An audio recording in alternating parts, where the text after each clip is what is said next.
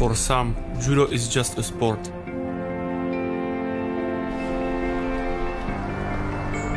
For me, judo is my life.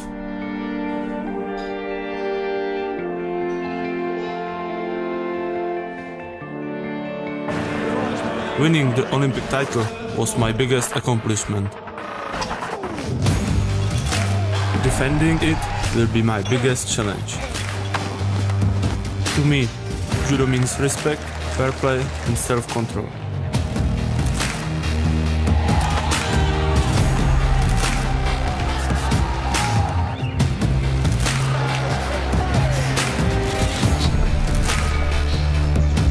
I am Lukas Krpalek. I love judo because I love the challenge.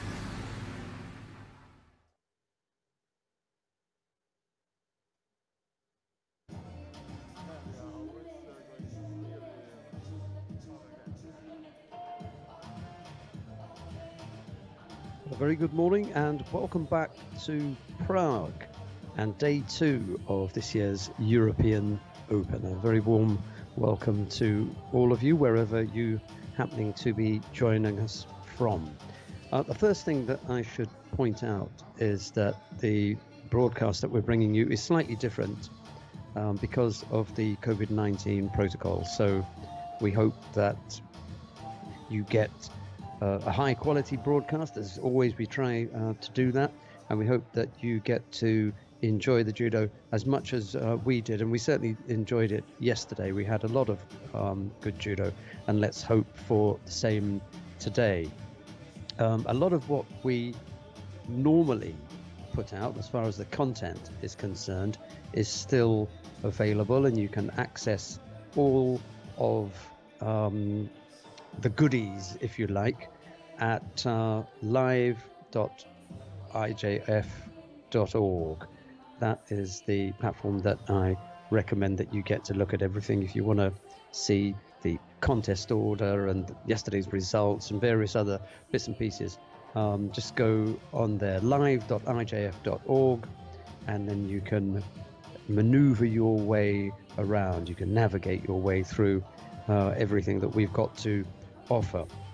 As usual, each of the tatamis has its own camera, so you can click on that and you can get access to whichever of the mats that you want to watch.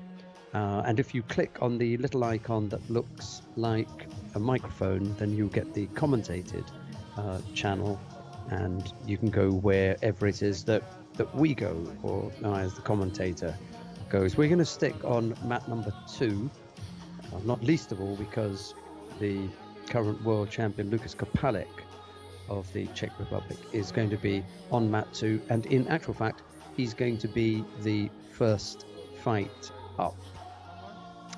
So the Czech Republic had a little bit of success yesterday, 2 silver medals, missed out on getting the top spot, but it could very well be that Lukas Krpalek, given that he's in the category that will be up last as far as the finals are concerned, let's hope that he, for his sake and for the host's sake, that he gets that far. He would be, if he got to the final, that would be the final contest of the day, so he could close things out nicely for them by winning gold here today. That's the plan as far as Lukas Krpalek is concerned. That's the plan as far as the Czech Republic is concerned, and to be honest, that is my plan too. So I don't mean to be, disparaging to any of the other athletes in the competition, but that's the plan, and let's hope that Lukas Krpalek can stick to it. We're going to start by looking at the contests on mat 2. It's round 1 of the plus 100 kilo category.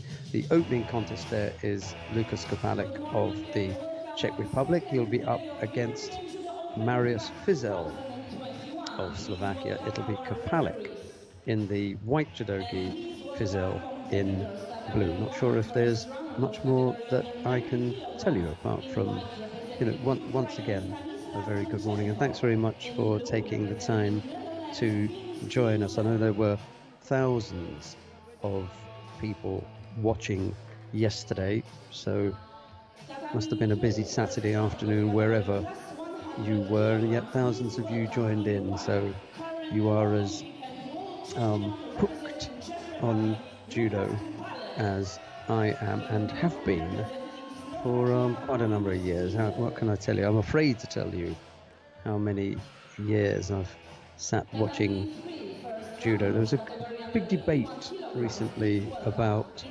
the quality of commentary, and not just in judo, but in sports in general.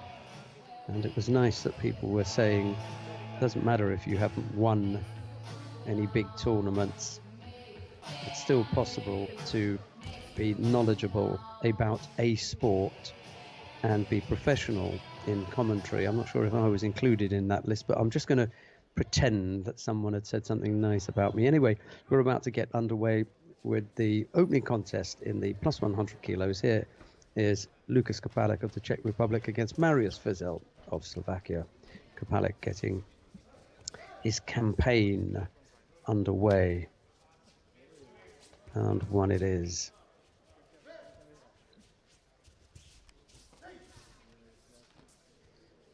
It's not been the easiest of tournaments to commentate on, I can tell you. Very tricky at this time. All sorts of technical things, and congratulations to our team in Prague, who I think have done an absolutely amazing job to get anywhere near to putting out the kind of quality that we did yesterday. Fizel picked up a single Shido, stepping out, just feeling the pressure of Kapalek, and stepped out. Looks to go right-sided with that Toshi effort, but Kapalek manages to block that, and now Fizel, well, he was in danger for a moment of getting rolled by Kapalek. The referee called Mate. Here's the opportunity for someone in the middle, the referee that is, to take control of a contest in which the Olympic champion and current world champion features.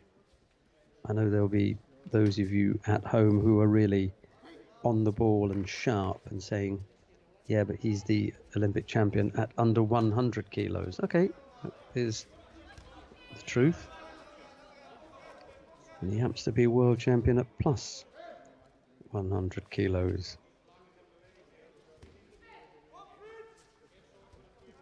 Unusually, we're going to have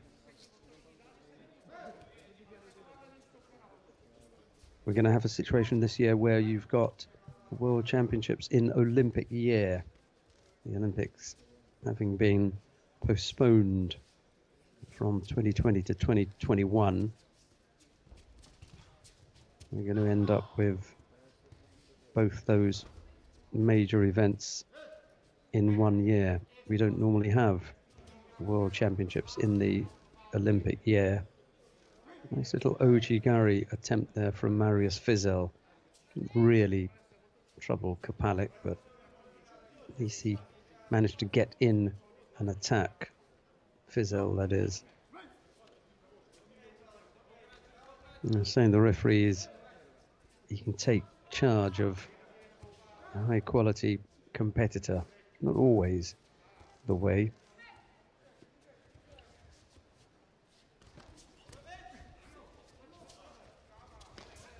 These are really important matches for Kapalek to get into the middle and have some time on the tatami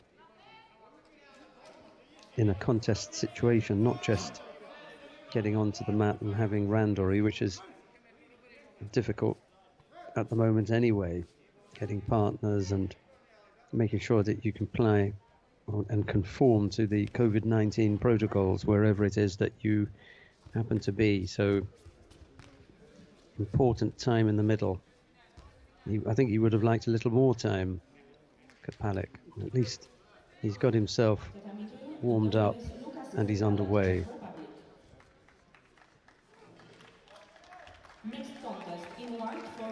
So not the best of starts there for Marius Fizel. I think he would have liked to have shown us a little bit more of what he's got, but if truth be told, he was up against the current world champion, so you can't expect a great deal.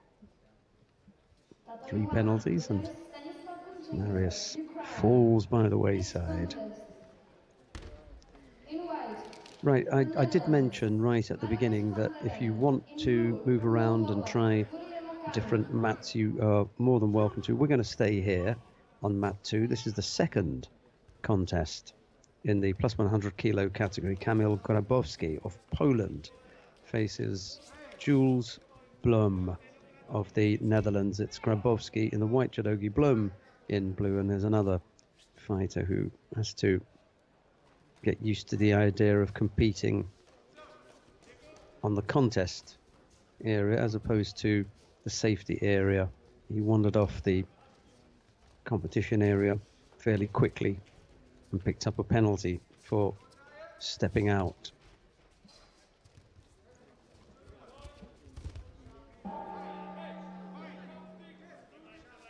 This left-sided effort there over the hip from Grabowski. He was momentarily able to secure the osaikomi, but Blum managed to get himself out of that. The Dutch have got quite a few fighters in the plus 100 kilo category at the moment. It's nice to see a few bodies in that weight category from one country. The weight category had for so long been entirely dominated by Teddy Riner. Grabowski left-sided again over the hip, and this time finishes off. So 2 scores from Grabowski in quick time puts him into the quarterfinal. We've got 1 opening round, quarterfinal, semi-final, final. Looks as though we're going to be racing through this weight category.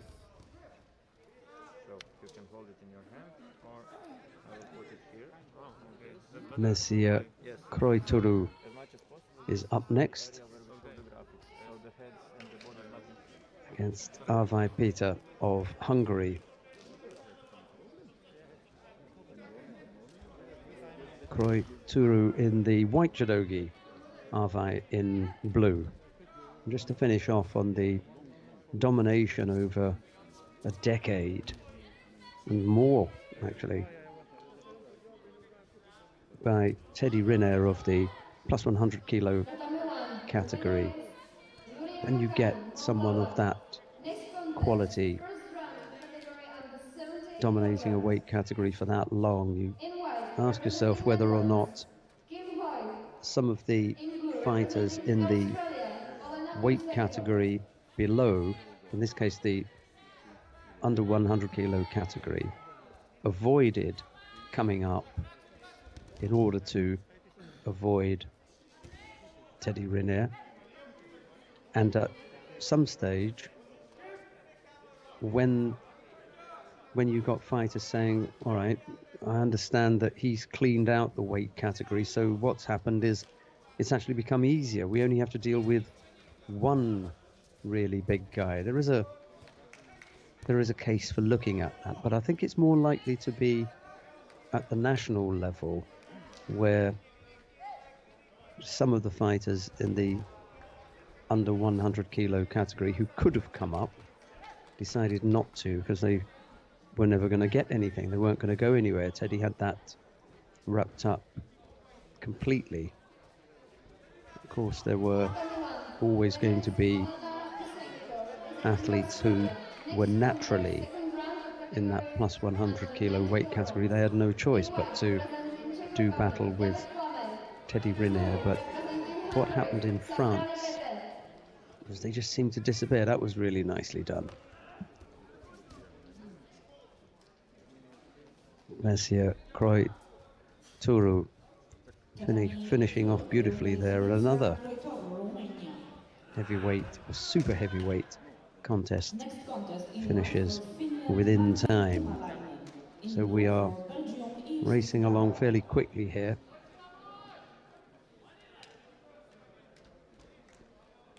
Let's have a look and see who we've got coming up next. Martti Puumainen of Finland comes up against Yves Undao of Belgium. Puumainen in the white judo gi, Undao in blue. I think that's how you say it. Yves Undao. Someone may come and correct me. In white representing Great Britain, Lachlan Newman, and in blue representing Netherlands, Gwen Wannington. I'm really interested to see what will happen with the super heavyweights, the plus 100 kilo category over the next few years. It's clear now that we are looking at the back end of the career of one of the greatest ever, definitely most successful judoka in the history of the sport when we talk about Teddy Riner.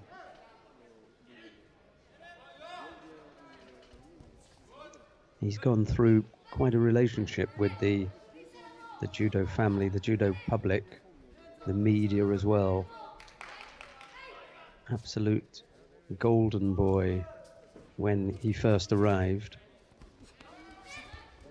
And then bit by bit, different opinions formed about him. And I think now that we are coming to the back end of Teddy's career, there is a slight change in the attitude towards him, and he's looked at more as an elder statesman rather than just another athlete to people from time to time pass comment on and maybe even have a bit of a pop at sometimes. More reasonable looking effort, right-sided from Puumainen. Comes up with a score.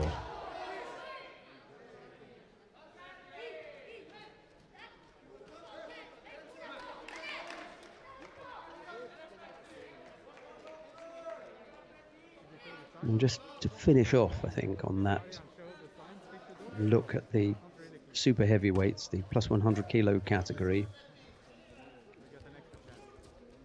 The history of the weight category is always presented.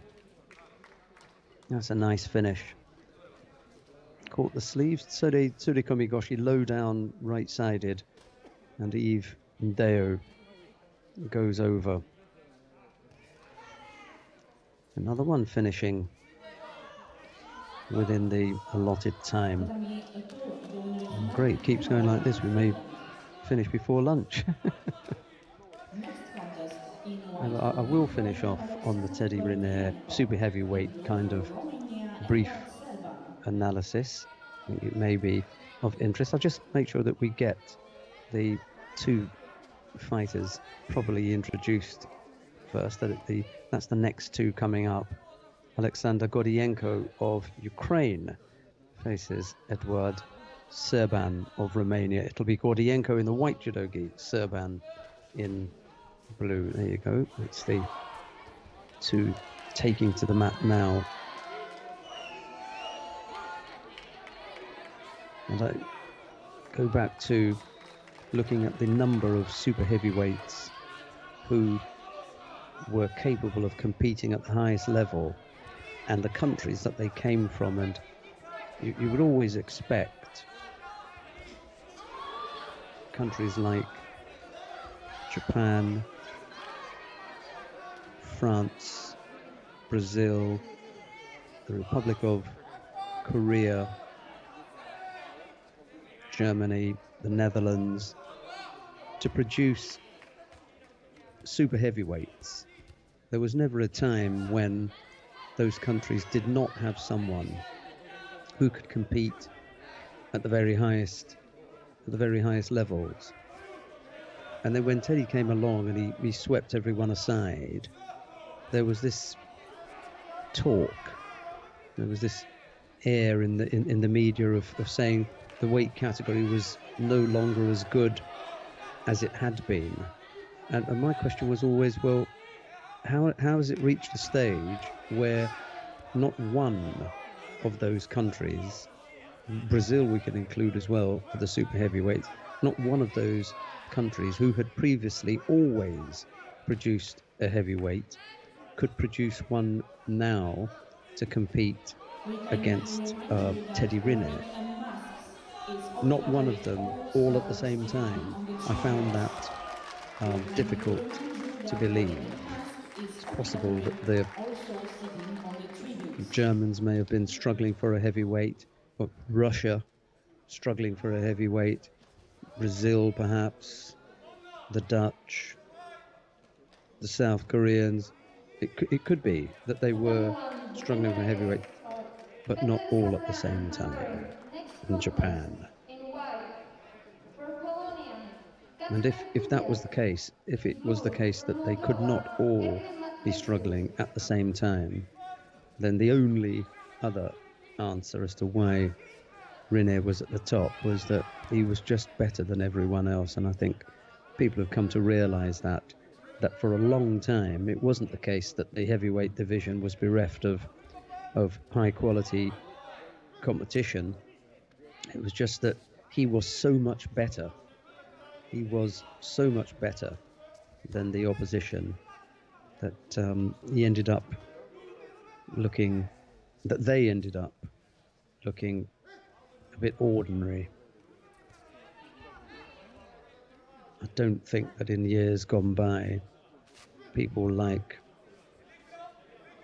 Muneta in Japan,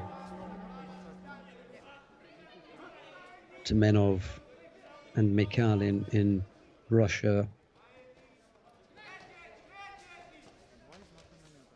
there are so many of them that have ended up not being included as, high quality super heavyweights. It's because Riner was around and he dominated. So maybe that's something that people will look at in future when someone comes to write that book about the history of competition judo. There will be some analysis of that super heavyweight division.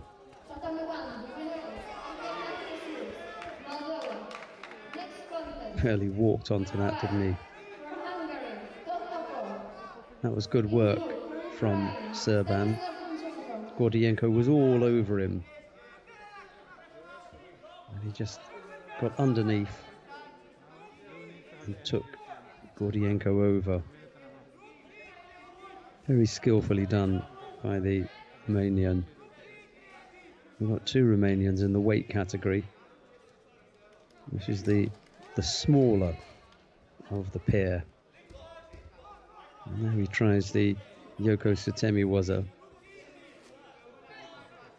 but it's an unattractive looking attempt, to be honest. He doesn't pick up a penalty for a false attack. It was a failed attack, but it was a pretty poor one. And now looking really overly defensive here. He's going to have to be careful. Gordienko is a big, powerful man. He could end up getting pushed around. Well, look at that. Put yourself in a really good position, and then you just flop and give it away. I was looking at another sport recently where, in order to be selected for international competition, you had to reach a minimum fitness standard. And in this particular sport, Gordienko there wins out. In this particular sport, quite a high performer failed to reach the minimum fitness standard, and as a result of that, he was not selected. I'm just wondering whether or not there's a case in judo for some of these athletes. If you can't reach a particular standard fitness level, then you shouldn't get selected. But that's down to the national federation. They have to decide whether or not they're going to invest in someone. Ivan Kovic of Croatia now is up against Jelle Snipper of the Netherlands. It's Kovic in the white judogi, Snipper in blue.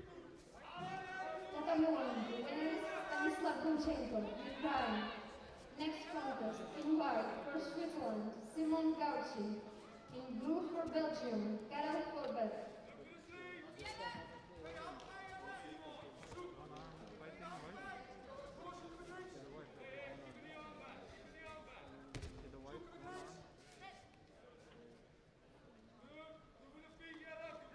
Mat 3, the winner is Lachlan Muirhead, representing Great Britain. There can't be that many Next contest, first round contests left in the plus 100 kilo category, to be honest, because two after this. There are only two left in round one anyway, and they will go to make up the quarterfinal lineup.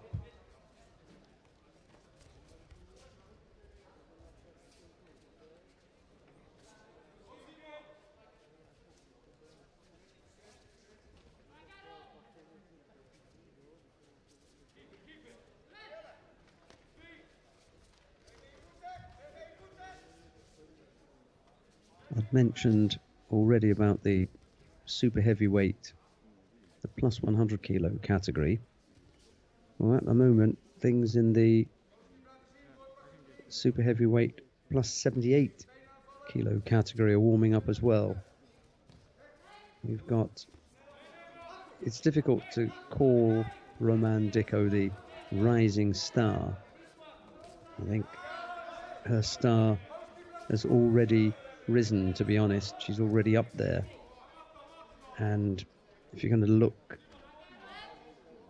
or if we are to look at the future of that weight category, then we don't have to look any further than Roman Dicko of France. Kovic picks up a second penalty as Jelle Snipper picks up a first. Slightly untidy look to the scoreboard with 3 penalties on there already. We've got half the contest still to come. So yeah, back to the super heavyweight category for women, the plus 78 kilo category. Roman Dicko is the athlete who is under the spotlight at the moment. Hugely successful run that she's having at the moment, and just sweeping all before her. We shall have to see what happens in the next outing.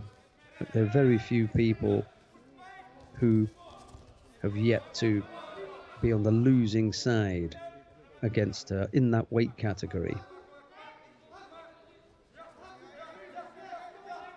She hasn't had an opportunity yet to come up against some of the opposition in Asia, most notably the Japanese athletes.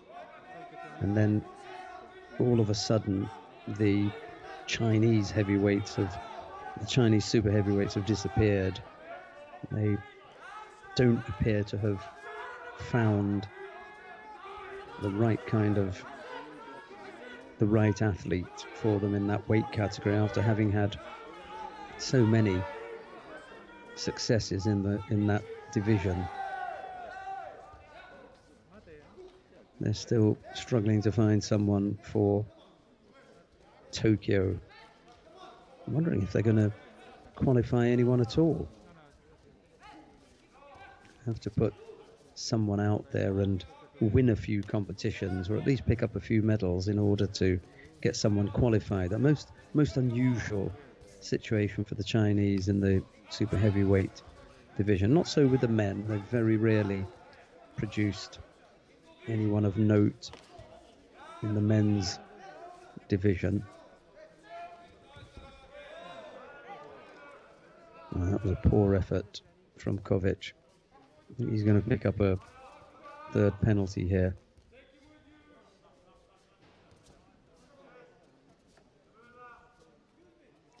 Just a lack of experience, really.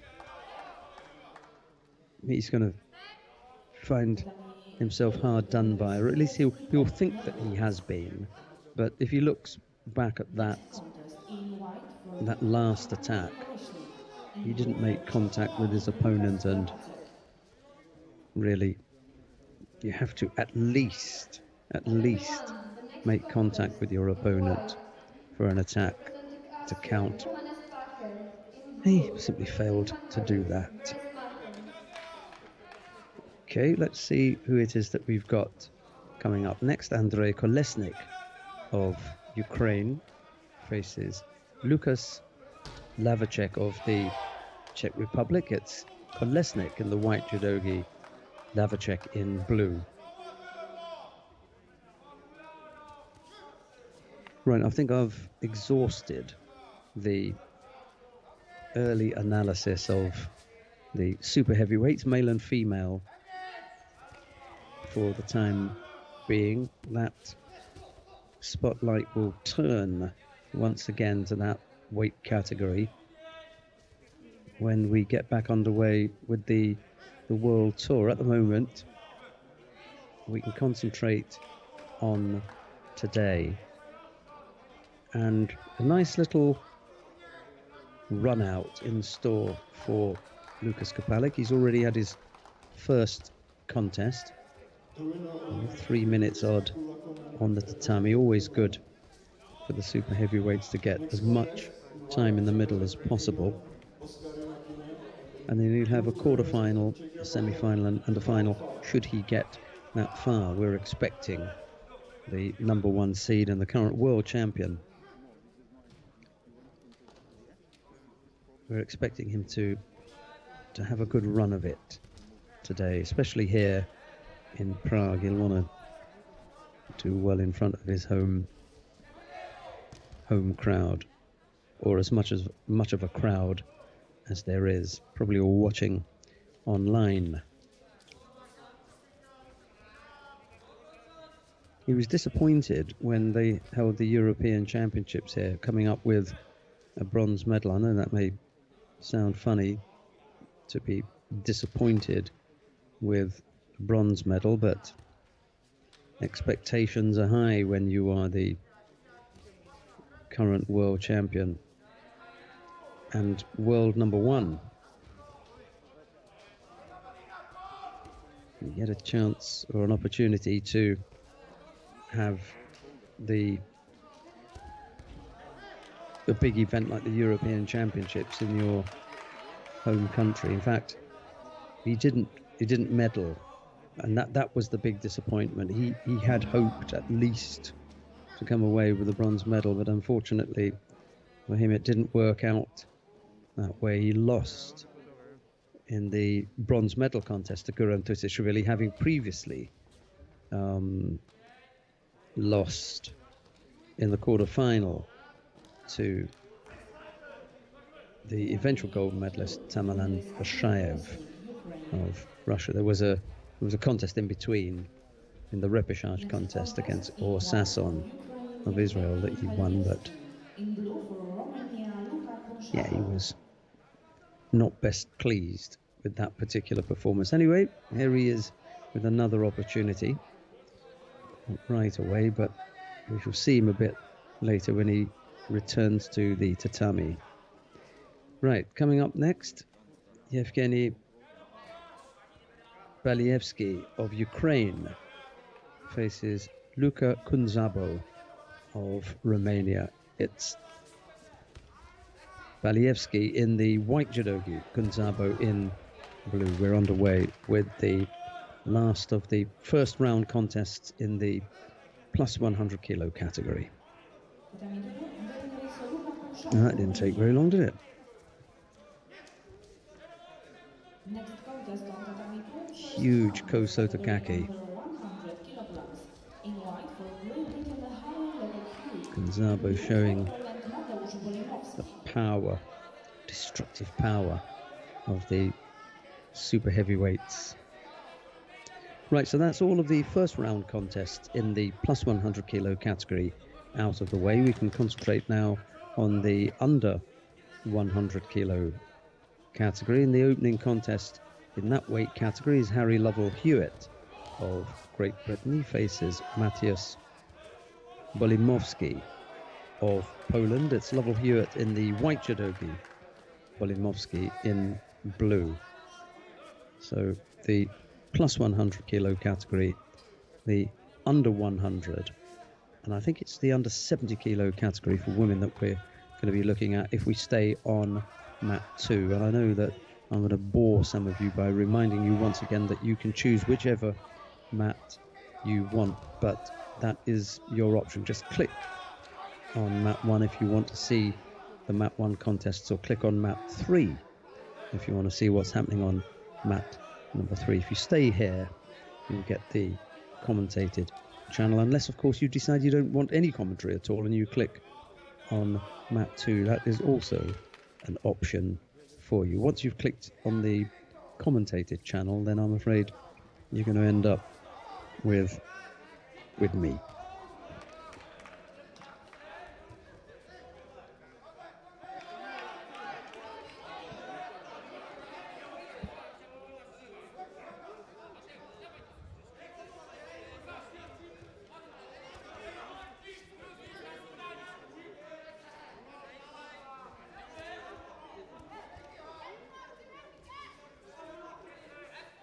Bolimowski it is who picks up a penalty for passivity.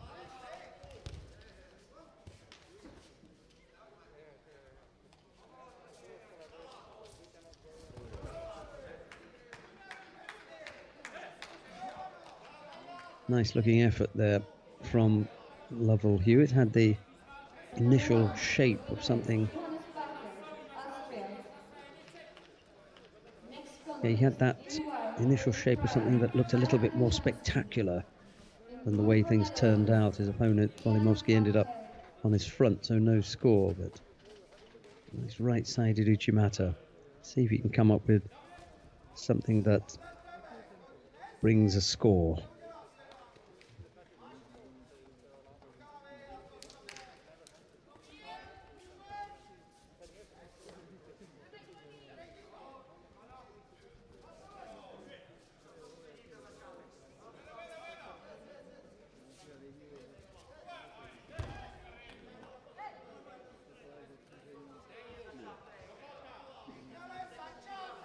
Again, getting in for the Uchimata, but not being able to finish off.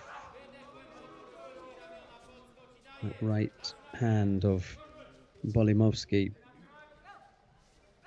helped to keep him from going over, so Lovell Hewitt is going to have to control that.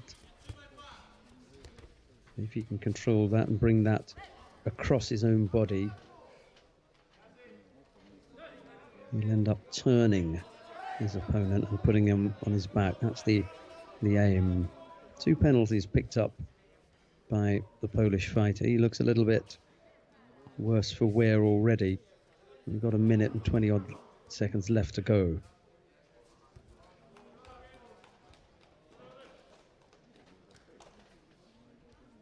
Match 3, the winner is Oskari Makinen representing Finland. Next contest, in white, representing Switzerland, Aurelien Bonferroni, and in blue, representing Poland, Paweł Kurtyka.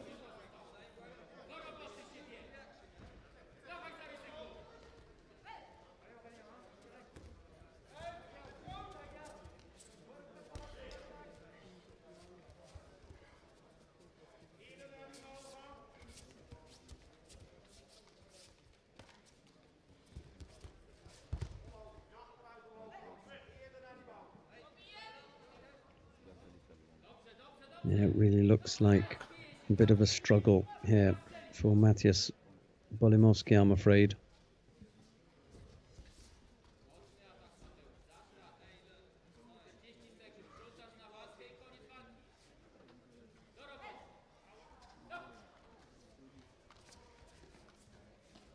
Still one more roll of the dice, if you like. Last 40 odd seconds.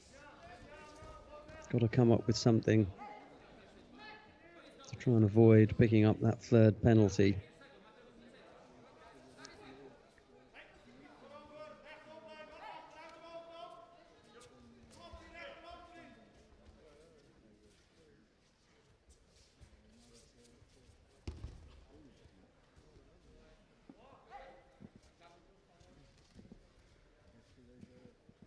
Slightly untidy effort from Lovell Hewitt there.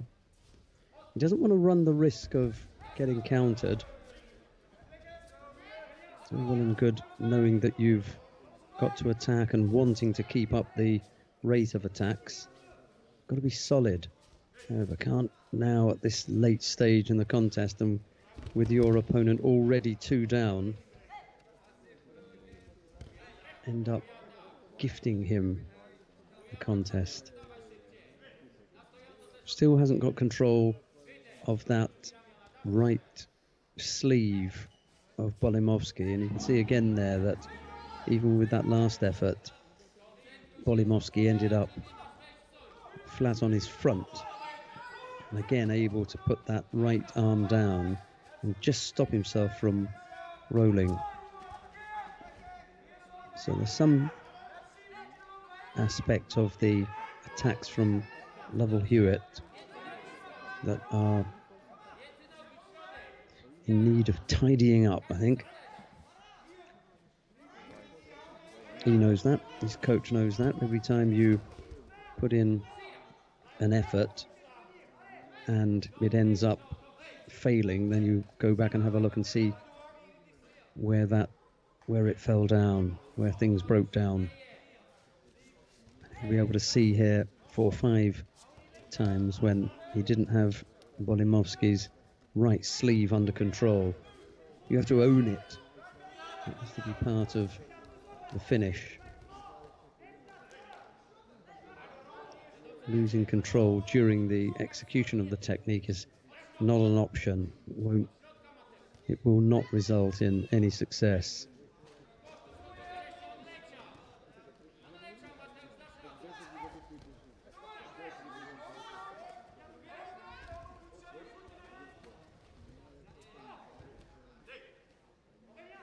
Tired looking Bolimovsky there.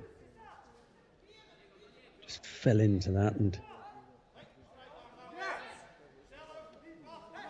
eventually Lovell Hewitt able to execute the Jujigatami. Couldn't finish him off standing up. But once they went to ground, it was Lovell Hewitt who took advantage of this time was it the right arm? Yeah, it was. Couldn't have the right arm when standing up, but on the ground he was able to apply the Jujigatami to the same arm that he'd been losing control of while standing up. Okay, bit of irony there.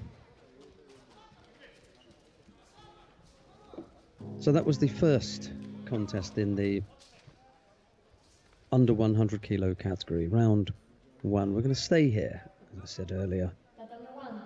Stay around map 1. At least we're going to get to see 3 weight categories here: the plus 100, under 100, and the under 70 kilo category. Right, the second contest in this first round, Daniel Eich of Switzerland faces Alex Kret of Romania. It's Eich in the white judogi, Kret in blue.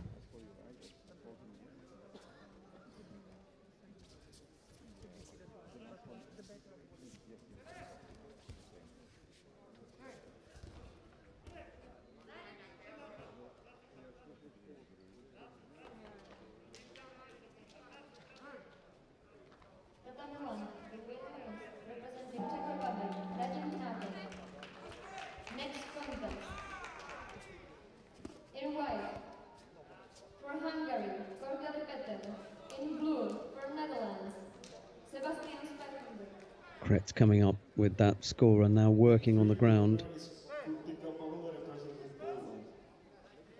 Next contest, first round of the category In white, representing Poland, Daria Timan, and in blue, representing Croatia, Zrinka Miocic.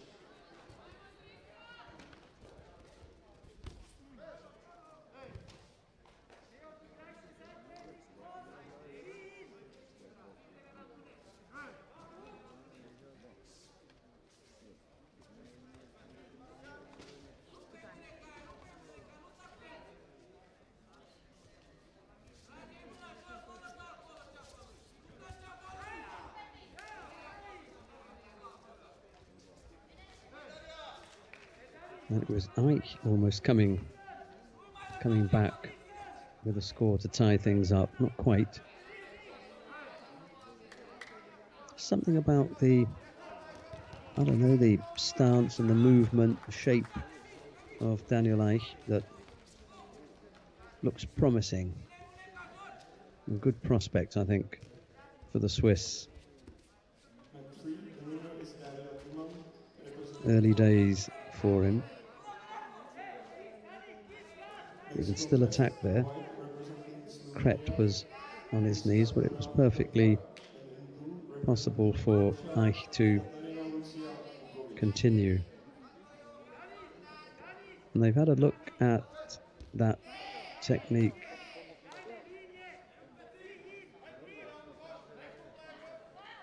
Right, so what was all that about? What was all the hand waving and moving of scores? Well, they wanted to cancel it from Alex Kret.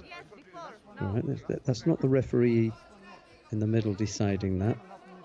Someone else has decided that. And now they've given it back. That is a most unfortunate state of affairs there. I'm really sorry. I know that I shouldn't really get into refereeing matters, but when in the middle of the contest, the referee is instructed to call mate, cancel the wazari, give it to someone else, cancel that, and then give it back to the person from whom he's just taken it, that suggests to me that somewhere, someone doesn't know what they're doing, and it's not the man in the middle. He's just refereeing the contest. He hasn't asked for a mate, and he's not taking it into his own hands. Someone is telling him something and getting it wrong. Slightly embarrassing, I'm afraid.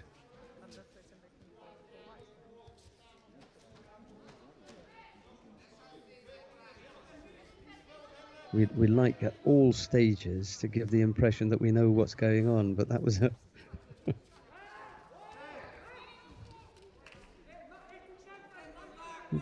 you know, people at home are going to ask, well, what was that all about?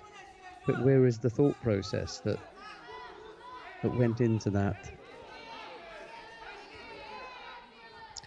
Kret picks up a penalty for an overly defensive posture. Okay. A little over a minute left to go.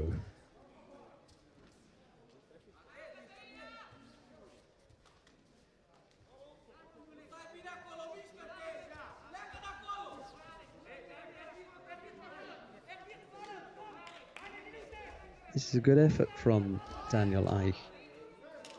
Not out of it yet. As we get to the last minute, Kret beginning to look a little bit tired here. And he picks up a second penalty. Ike stepping things up now. Kret looking as though he'd like this to be over. Thinking about a way of finishing this off.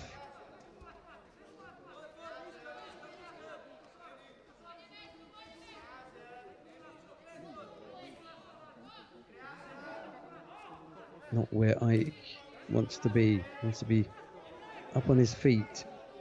Give himself a chance to come up with a winning technique in these last 20 odd seconds.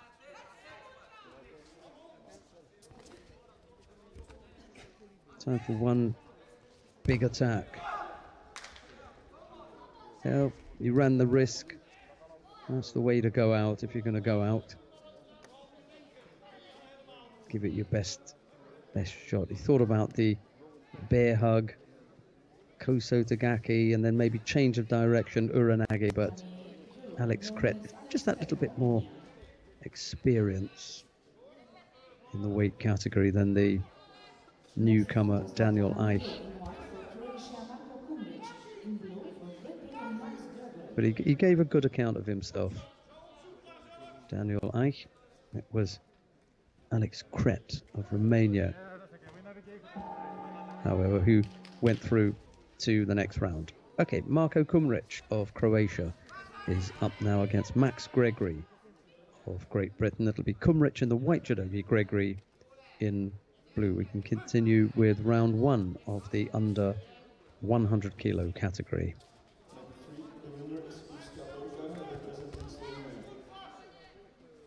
Next contest, second round of the category under 88 kilograms.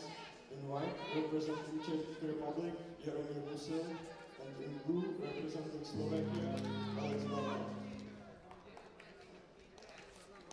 Yeah, Gregory's in some real trouble there.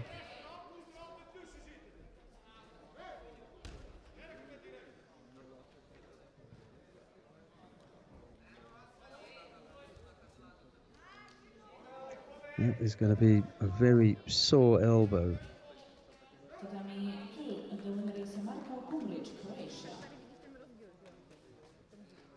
Next contest in white for Netherlands, Lars Wiesers. In blue for Yeah, you can see the way that he's hanging on to that elbow. He's in some degree of discomfort. I'm afraid to say that that's going to take a few weeks for that soreness to go away. I hope it's not too serious. Up next, Lars Wiesers of the Netherlands. He's going up against Oliver Barrett of Great Britain. It's Wiesers in the white judogi, Barrett in blue. An unusual set of circumstances has put a number of British fighters on the mat. I assure you, those of you watching at home, I assure you that I've not engineered this. It just so happens that today there are a number of British fighters on the tatami, and they happen to be on the mat that we are following.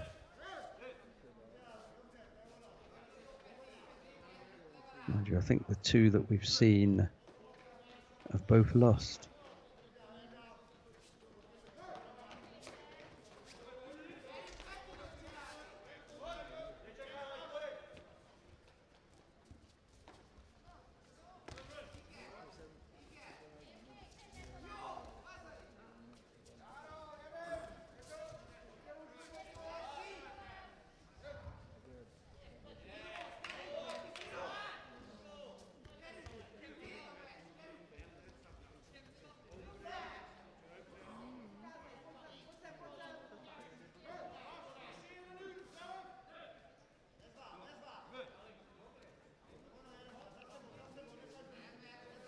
Wiesers picks up a penalty for passivity.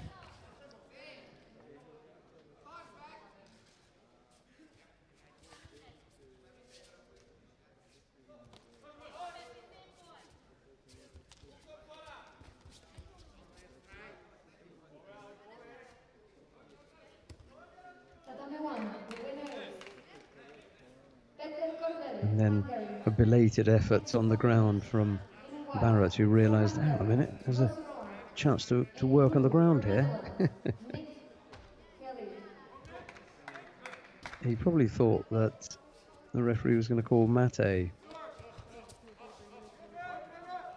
Anyway, Wiesers has picked up a second penalty, this time for the leg grab. He was in danger of picking up a third there for that cross grip that he had for a little bit longer than was necessary anyway.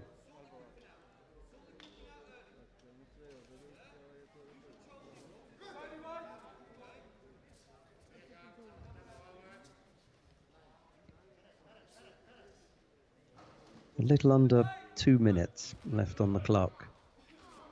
This has got to tidy things up now. 2 penalties against him. Really doesn't look good, I'm afraid.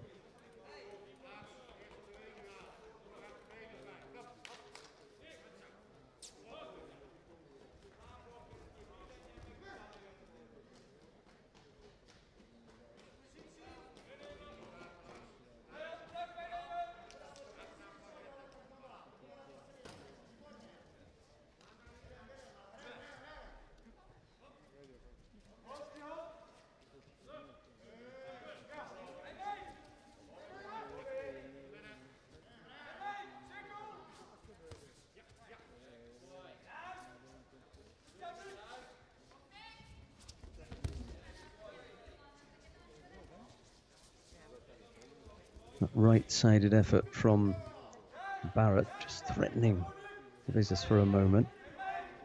Not in the best position to execute that turnover either.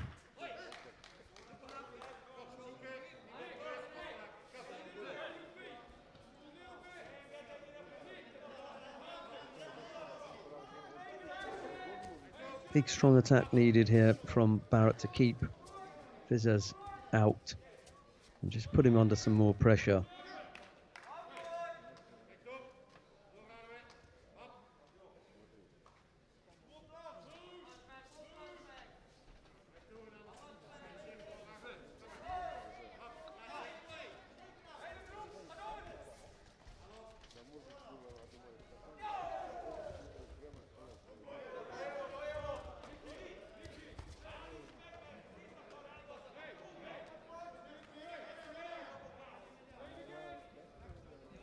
Dutchman really struggling here against Barrett.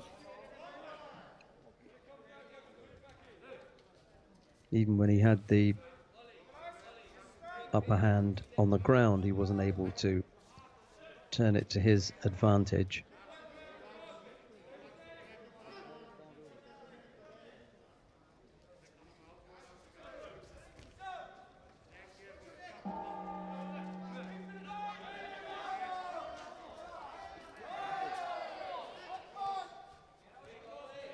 So last half a minute then, Barrett well on top in this one.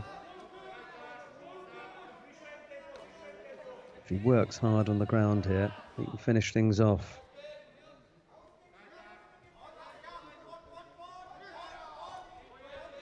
Just needs to keep looking positive, and the referee will allow him the time to work the turnover. That should see them to the end of the contest. Well, pretty much anyway. There are 4 seconds left to go, and 4 seconds is the shortest amount of time that I've ever seen anyone come back from and win a contest. It's not going to happen here. Lars Vizas loses out to Oliver Barrett of Great Britain. This is in the under 100 kilo category. I think we've still got a few first round contests. We've got a couple before we take a look at the under 70 kilo category. The winner is Oliver Barrett, Great Britain.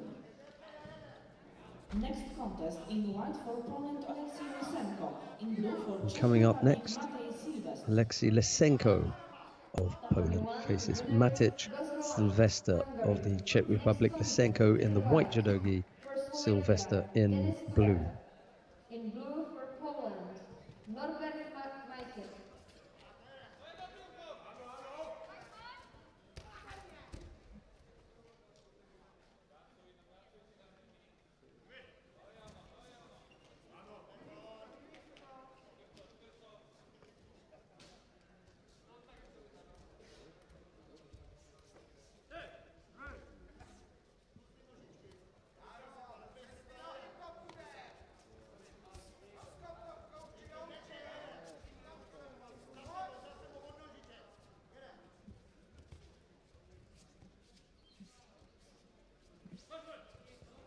Quite a number of these fighters are going to be new to us on the international circuit.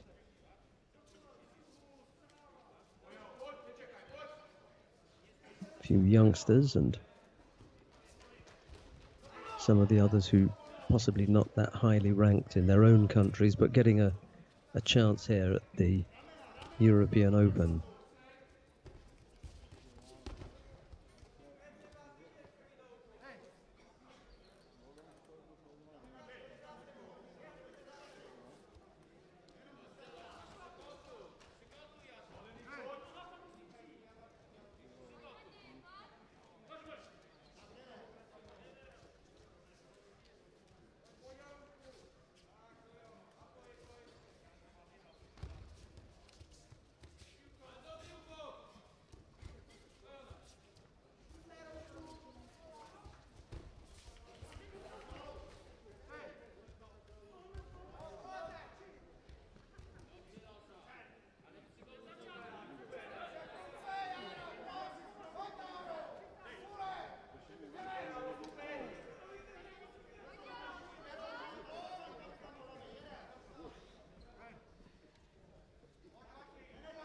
Sylvester it is who picks up the penalty for passivity.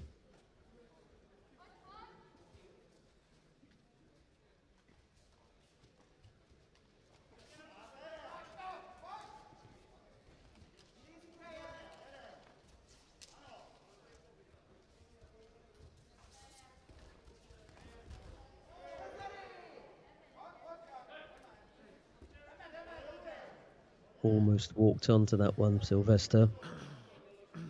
First big effort from Lysenko. And it was almost gifted to him.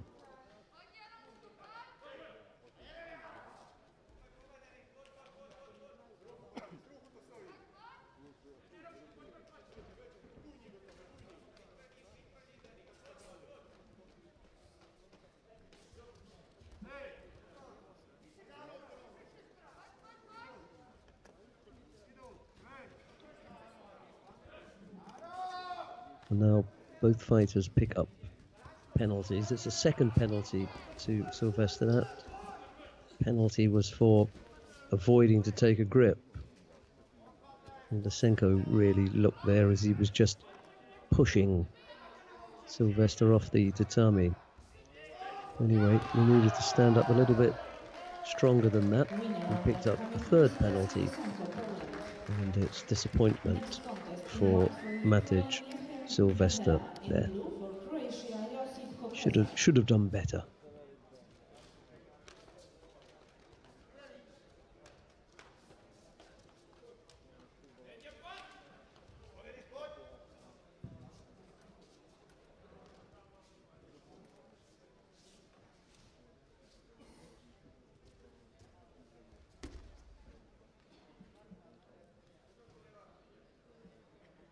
Right, I think if I'm not mistaken, this is the last of the first round contests in the under 100 kilo category. Yevhen Vera of the Ukraine faces Josip Kokesa of Croatia. It's Vihera in the white judogi, Kokesa in blue.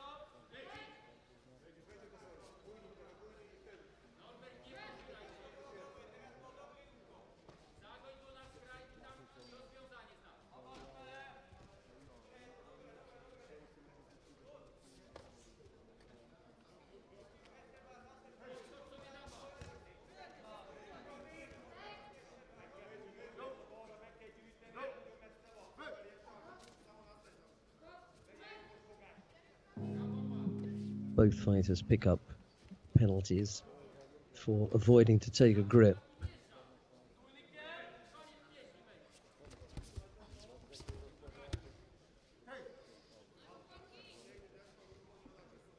And that effort there by Kokeza blocked by Vieira.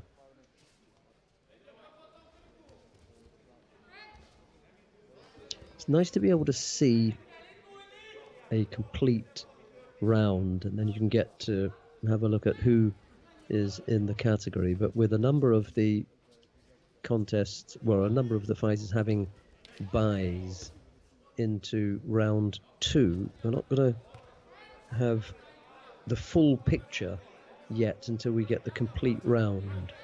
But we have been able to look at some of the fighters in here.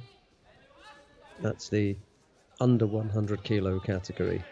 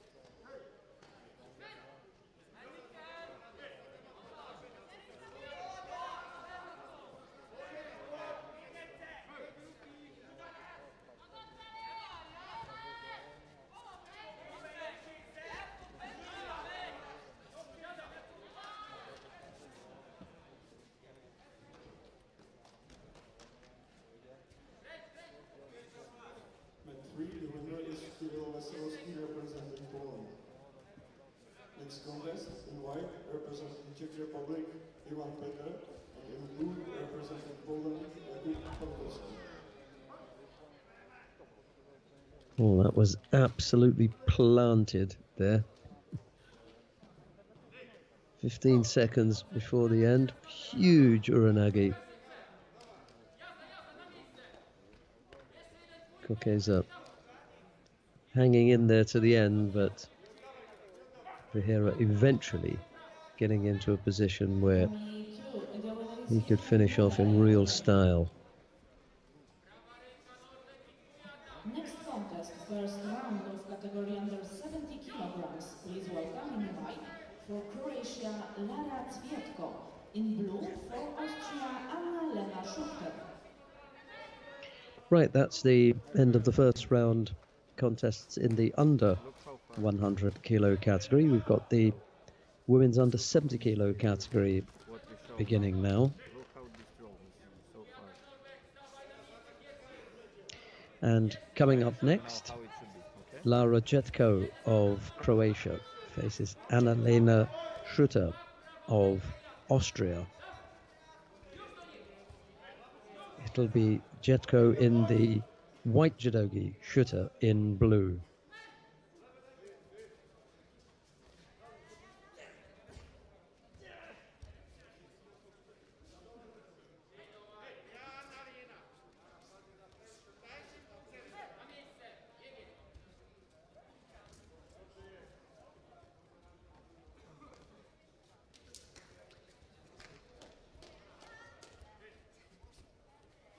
Tatami 1, the winner is Norbert Meister, Poland. Next contest, in white, for Ukraine, Vitaly Shepel. In blue, for Austria, Mikhail Niederdoser.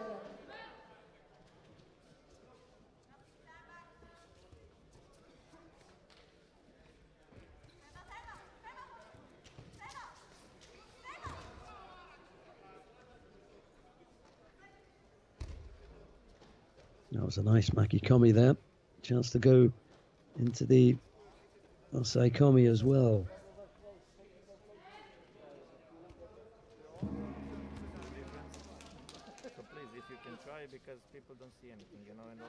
And having already scored Wazari, only needs to hold for 10 seconds.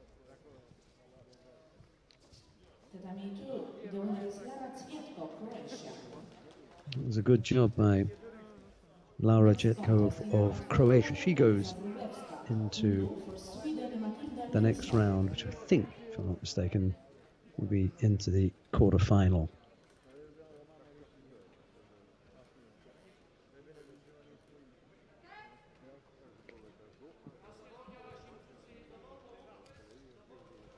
Big Oso to Makikomi.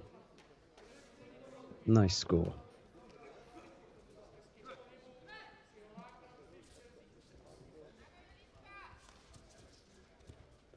Right, up next is Elisa Wróblewska of Poland.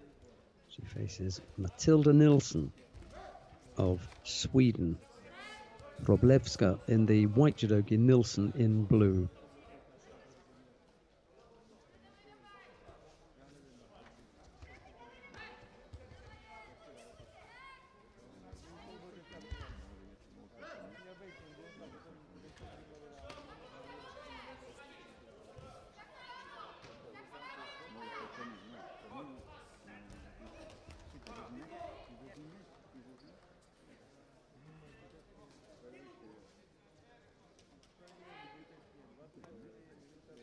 Tatami 2, the winner is Elisa Wróblewska, Poland. Yeah, Wróblewska finishing that off fairly quickly on the ground. No chance to have a look and see what Matilda Nilsson had to offer up, I'm afraid.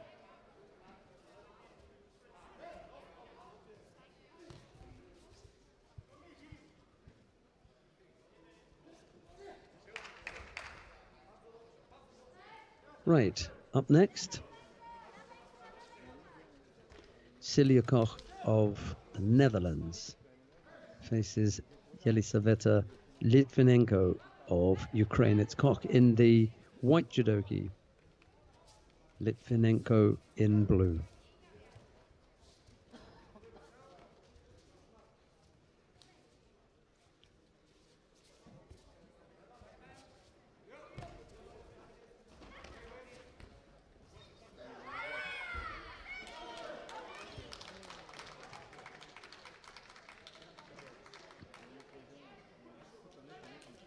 Well, that's another quick ippon on the ground. Litvinenko this time finishing off Celia Koch of the Netherlands in quick time. Next contest in white for Sweden, I hope they're all Eriksson, in blue for ready down in judogi control. There's the speed with which these contests are taking place. It won't be long before we've got the plus 100 kilo category fighters back on the tatami. Up next, got another Swedish fighter here. This time it's Isa Eriksson of Sweden. She's of Sweden. She's up against Carolina Miller of Poland. Eriksson in the white judogi, Miller in blue. Next contest. In white, representing Czech Republic, David Dudy. In blue, representing Netherlands, Tico Rennes.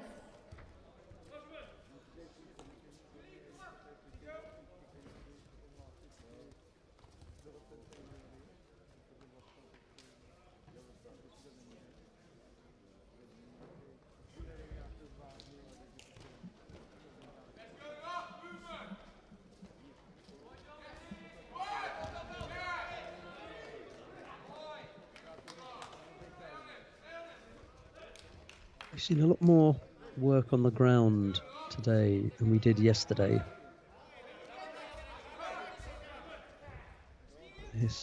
These particular weight categories, the fighters in these weight categories look a lot more comfortable working on the ground than we did with the lighter weights yesterday.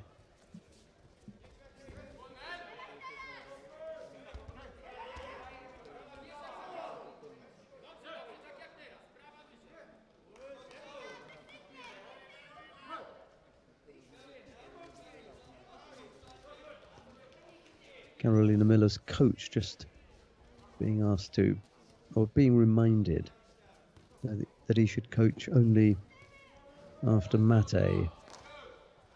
Once hajime is called, then the coaches aren't allowed to bark instructions out to their fighters.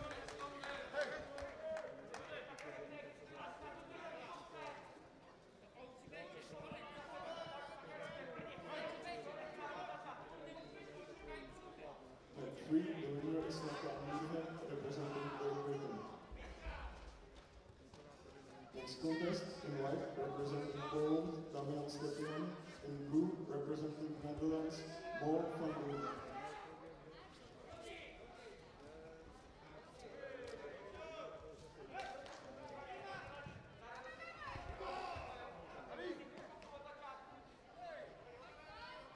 Well, she was threatening with that counter, was Eriksson. Mind you, when Eriksson had gone in, so was Miller threatening to come up with her own counter. Which is good work from Eriksson now on the ground. Just missed catching the shoulder and head. Gonna have another go now. Could end up with the turnover. Still not properly hooked in, and she's going to lose it this time. There's a good opportunity there for Eriksson to execute the Sangaku Gatami.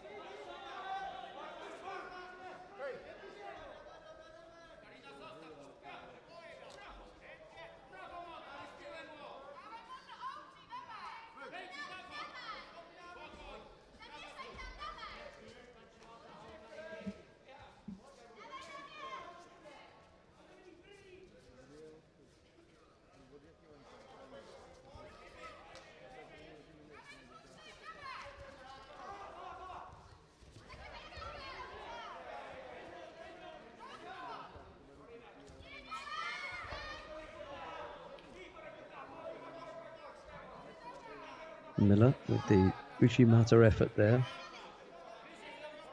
Just falling forward before she was able to really put in a strong attack. Eriksson just taking her foot off the gas now and picking up a penalty for passivity.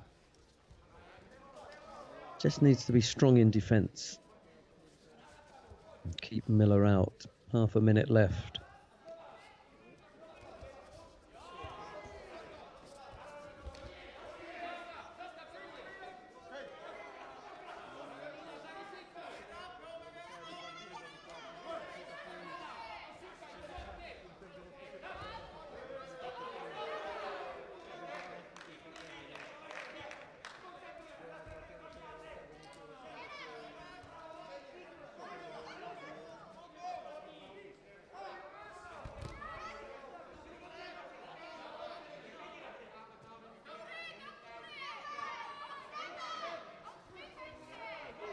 It's been a really good effort from Ida Eriksson. Never really looked in any danger there.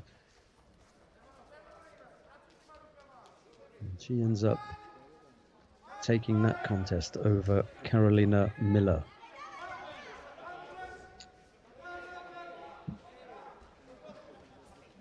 I'm just going to have a quick look and confirm where we are as far as the under 70 kilo category is concerned. Yep.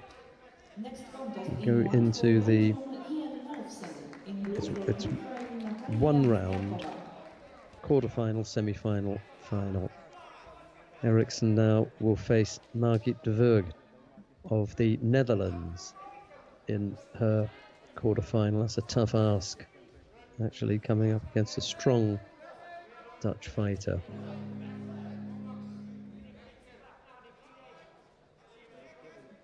Okay, one more round one contest in the under 70 kilo category. Lian Movsen of Belgium goes up against Natalia Chistiakova of Ukraine. Movsen in the white judogi, Chistiakova in blue.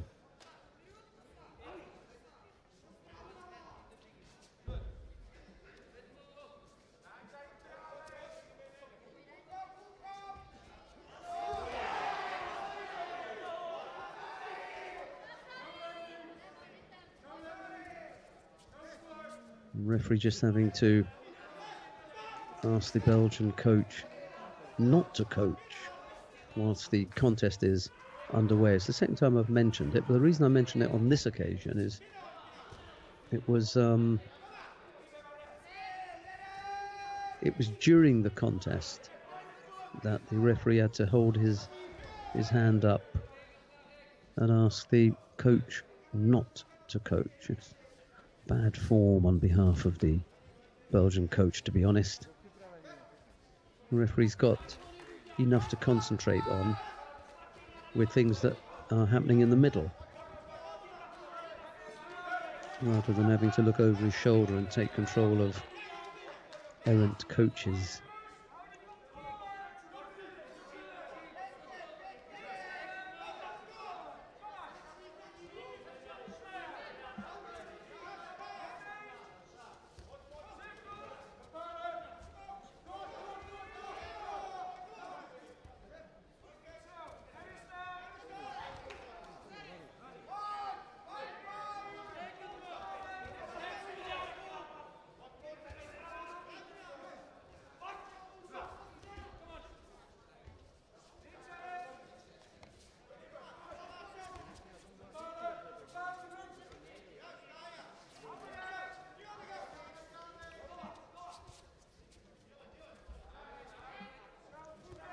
Chistiakova with a good lead here.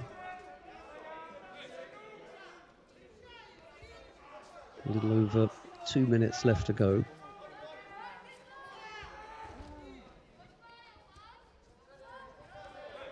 Slightly untidy entry into Uchimata. No hands involved there at all.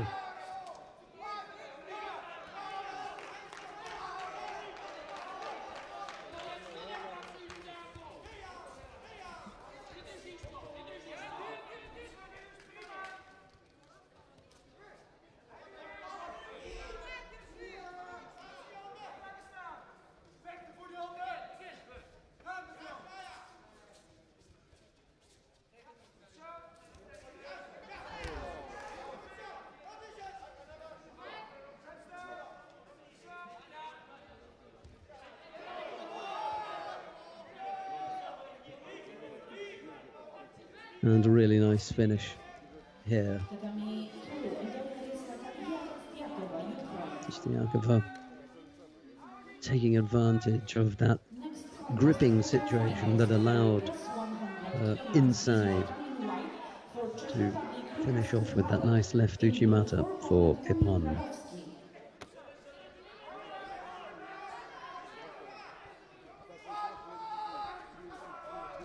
Right, well, we've completed our cycle of the 3 weight categories that we're looking at: plus 100, under 100, and the under 70 kilo category. Come back now to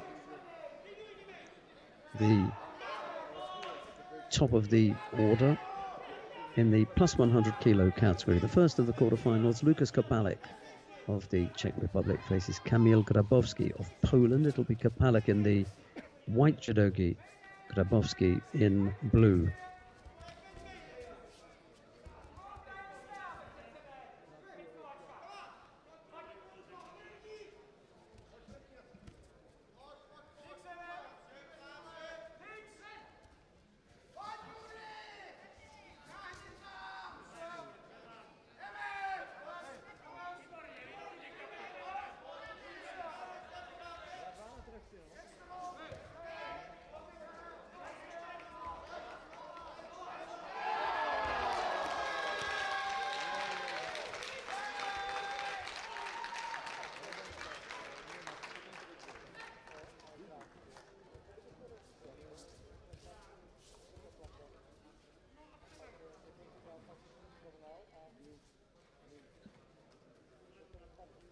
Tatami 1, the winner is David Judo, Česká republika.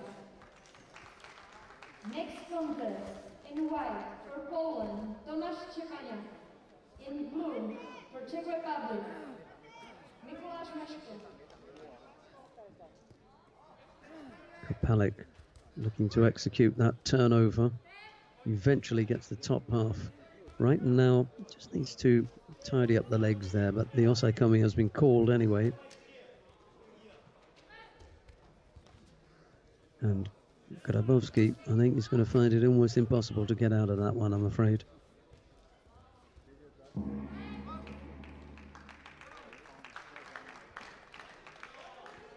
Kuzuri Tati Shiogatami applied there by Lukas Krpalek of the Czech Republic for Ippon. That puts him into the first of the semi-finals. Routine piece of work there by the current world champion. Nice turnover. And into his trademark Osai Waza.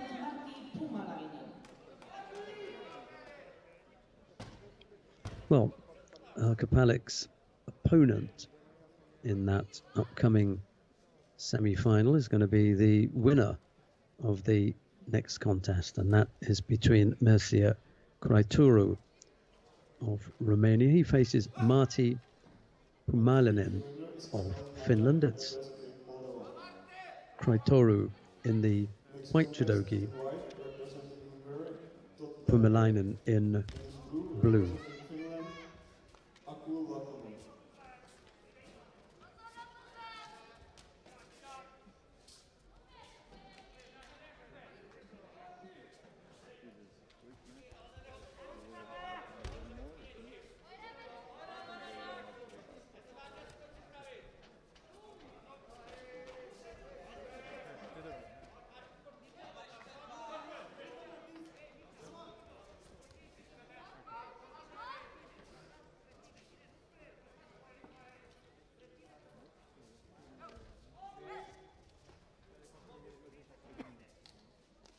Pumalinen picked up a penalty for a false attack.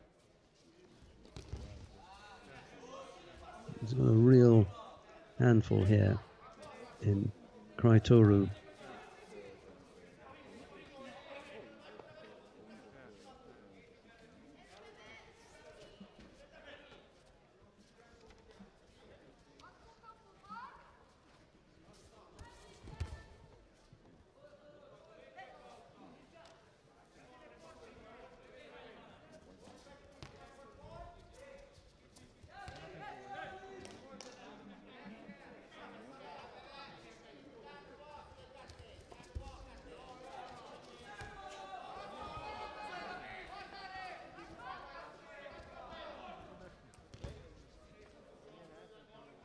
Well, that's a turn up for the book, isn't it? Pumalinen coming up with that score against Craitoru.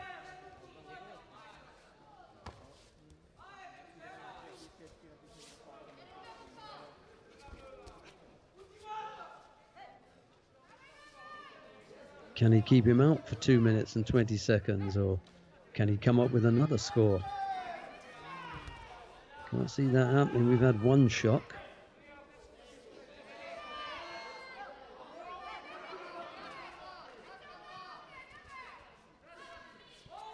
Craitoru picked up a penalty for passivity.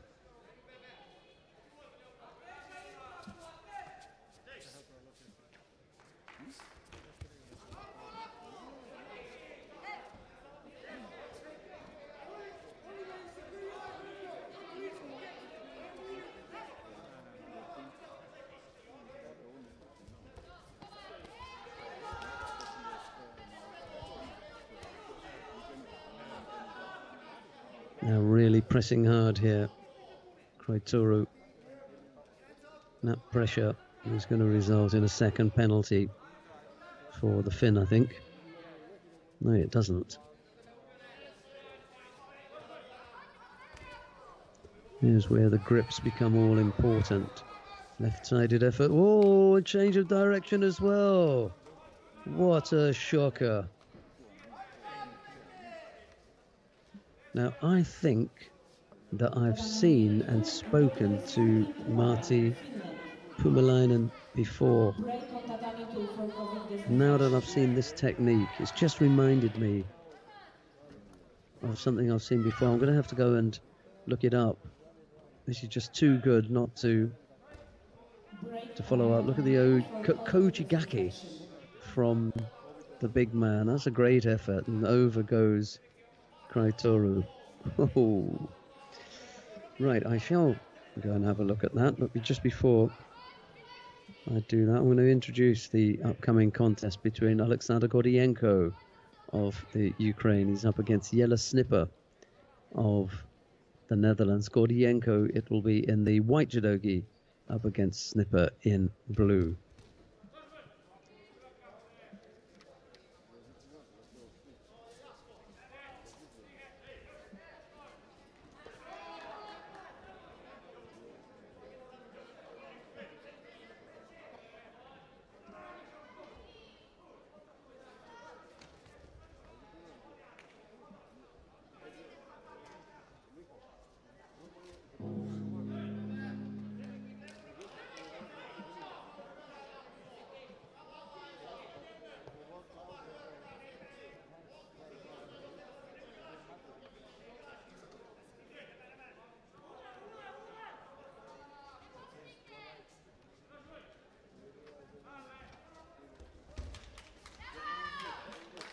Right, well, don't go too far away. We are, I think, about to have a little tidy up and sanitizing of the competition area, and that's why we've got a break there for a moment. But don't go too far away. We will be back shortly with more action from day 2 of the European Open in Prague.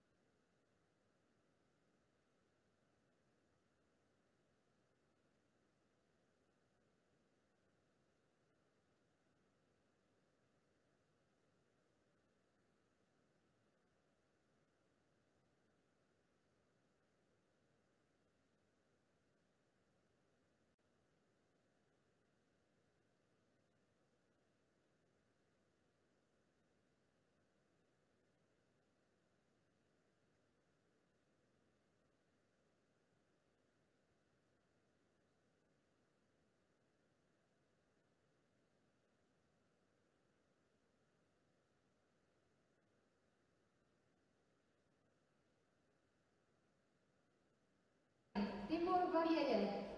In blue for Hungary, Kot Ferenc. Tatami 2 quarter-final contest category plus 100 kilograms. In white for Ukraine, Alexander Gordienko. In blue for the Netherlands, Jelle Sniper. Tatami 3, second round of the category under 88 kilograms. In white, representing Cameroon, Leo Victor Mutbeka, and in blue, representing Austria, Andreas Wagner.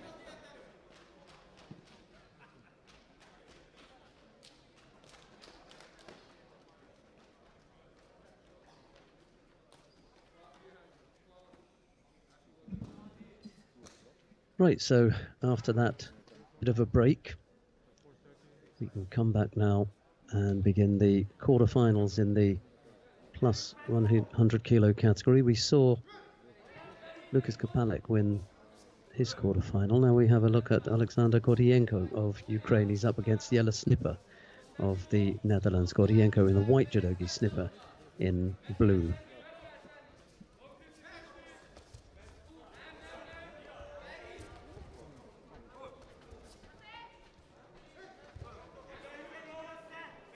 No, he's not hanging around.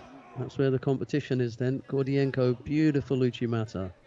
Nice entry. Just loses contact with the hand, but it doesn't stop Sniper from going over. Next quarter-final in white for Ukraine, Andrei Kolesnik. In blue for Romania, Quick time finish, that one. We've got another fighter from the Ukraine coming up now. Andrei Kolesnik of Ukraine faces Luka Kunzabo of Romania. It's Kolesnik in the white judogi, Kunzabo in blue.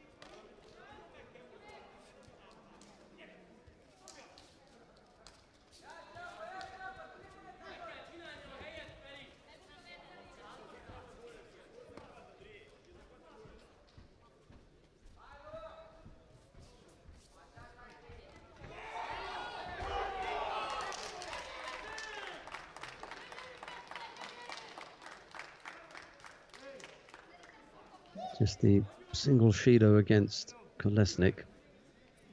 And having said that, Kunzabo picks up the penalty as well.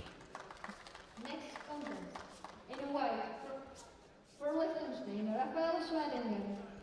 In blue for Austria, Adam Gorkashvili.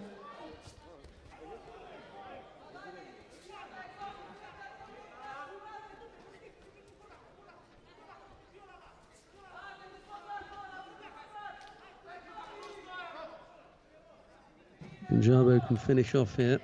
He does. Not sure what it is that put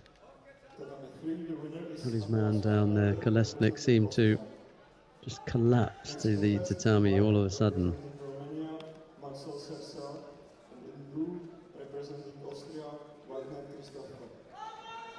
He's going to limp off, I'm afraid.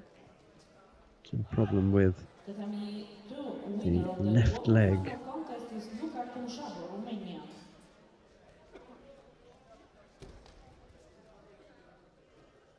Next quarter-final contest category under 100 kilograms. In white for Hungary, Ohad Zalan. In blue for Great Britain, Hungary. Right, the next of the quarterfinals features Ohad Zalan of Hungary. He's up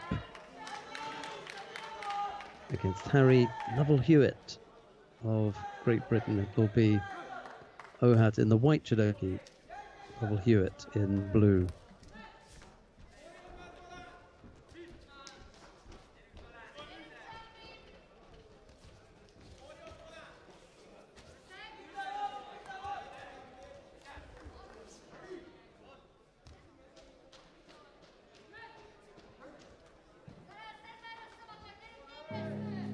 good score from Lovell Hewitt.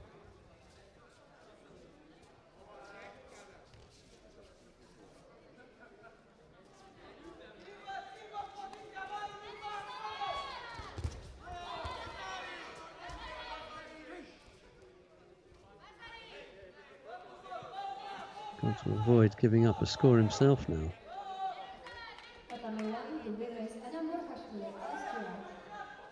Next contest, in white for Hungary, in blue for Moldova,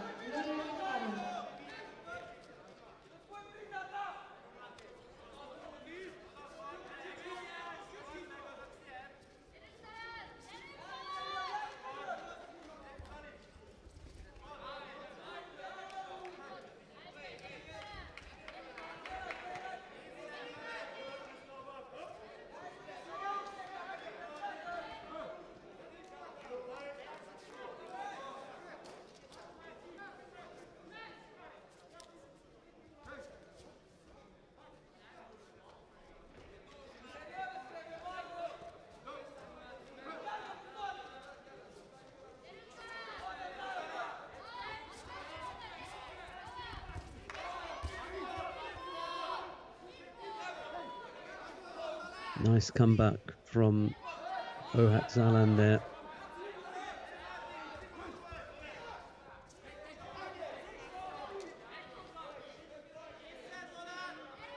Lovell Hewitt is going to have to finish this off. Can't afford to stick around with Ohat. Looks like a dangerous competitor. Going to have to come up with a winning score now.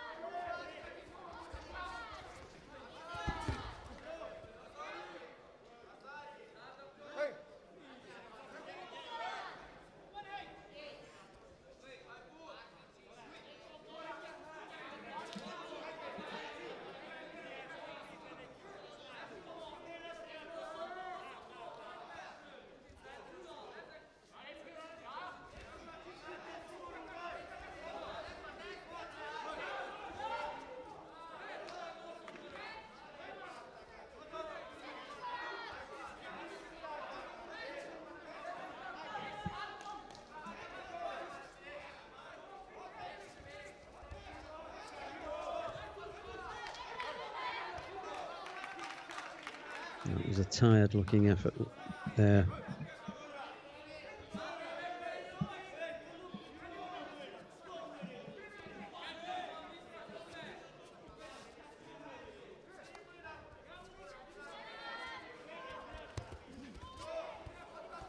Beginning to put the pressure on now, Ohat Zalan.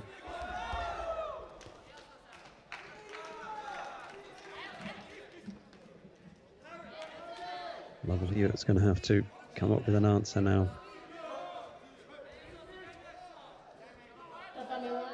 He looked passive over the last period.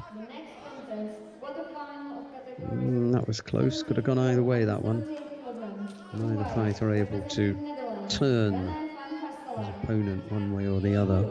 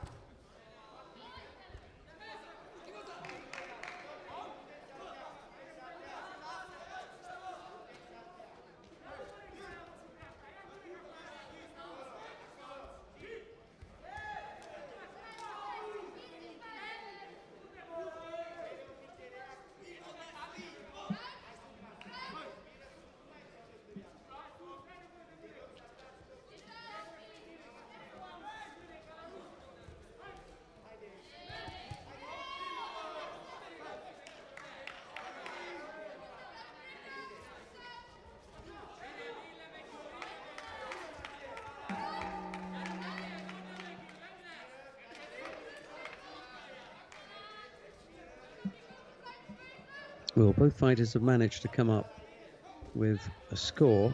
And as we come to the end of normal time, Ohat decides he doesn't want to go into the golden score period and finishes it with 1 second left to go. Just got into the wrong position there, did Lovell Hewitt.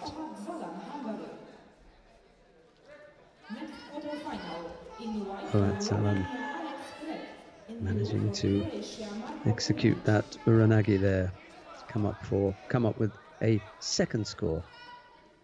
And he goes into the semi-final. We'll see Harry Lovell Hewitt again, but it will be in the repechage contest. Up next, Alex Kret of Romania. He goes up against Marko Kumric of Croatia. It'll be Kret in the white judogi when he makes an appearance, and Kumric in blue.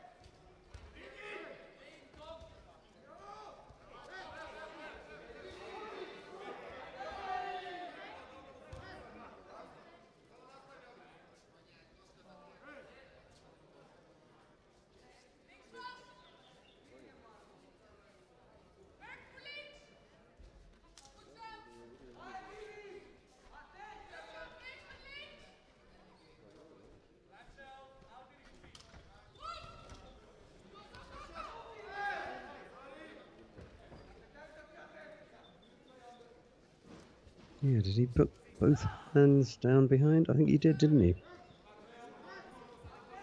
Yeah, he's going to give up a score there, Kumric.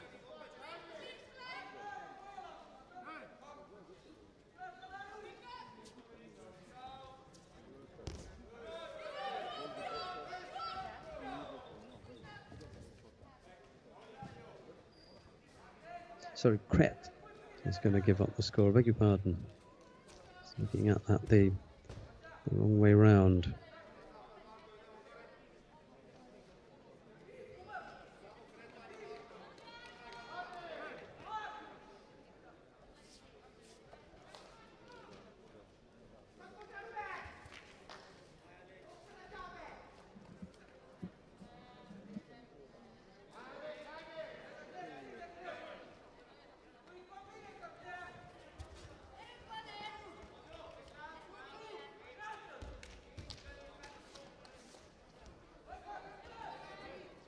Next contest on tatami number 3 in white, representing Hungary, Urokobi Dominik, and in blue representing Czech Republic, Musul Radomir.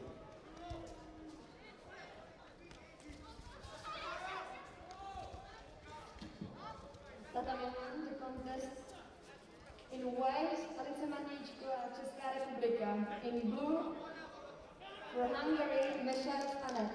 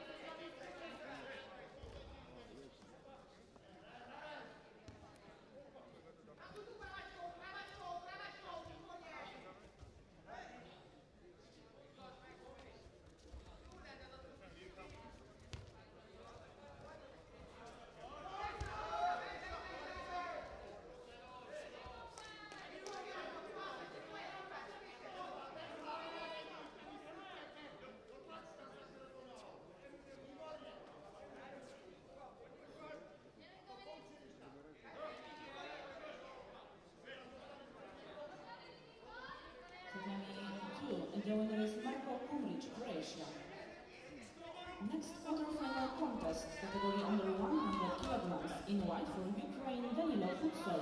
In blue for Great Britain, Oliver Barat.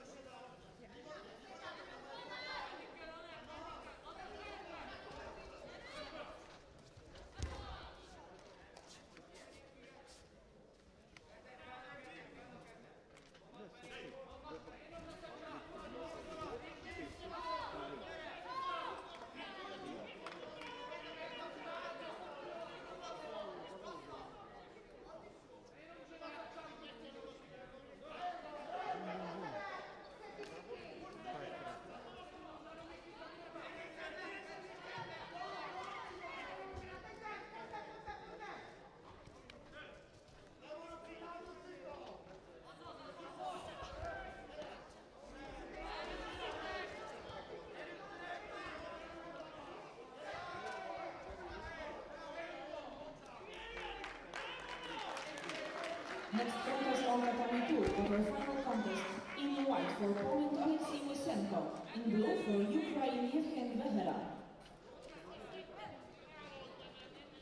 Mat 3, the winner is Radomir Musil representing Czech Republic. Next contest, in white representing Poland, Sebastian Marcinkiewicz, and in blue representing Finland, Oskari Manniken.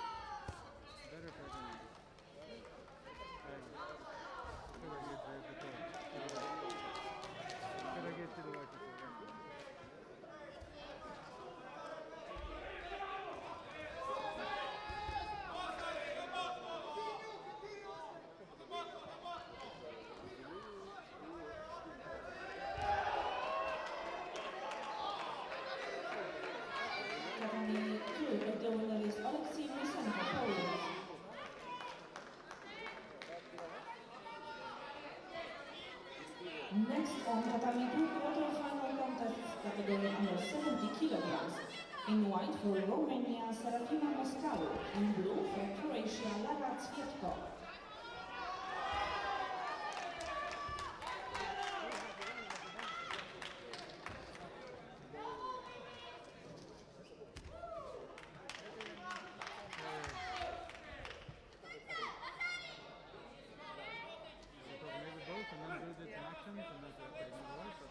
Tatami 1, the winner is Anett Mesaros, Hungary.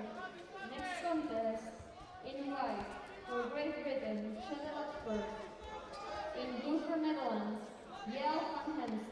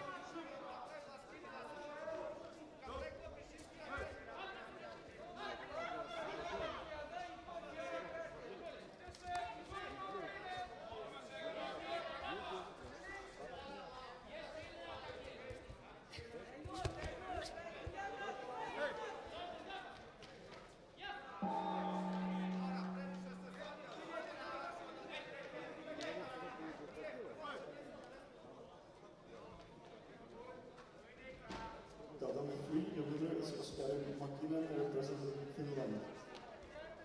Next contest, in white, representing Ukraine, Dmitro Pilipenko, and in blue, representing Netherlands, Mark van Dijk.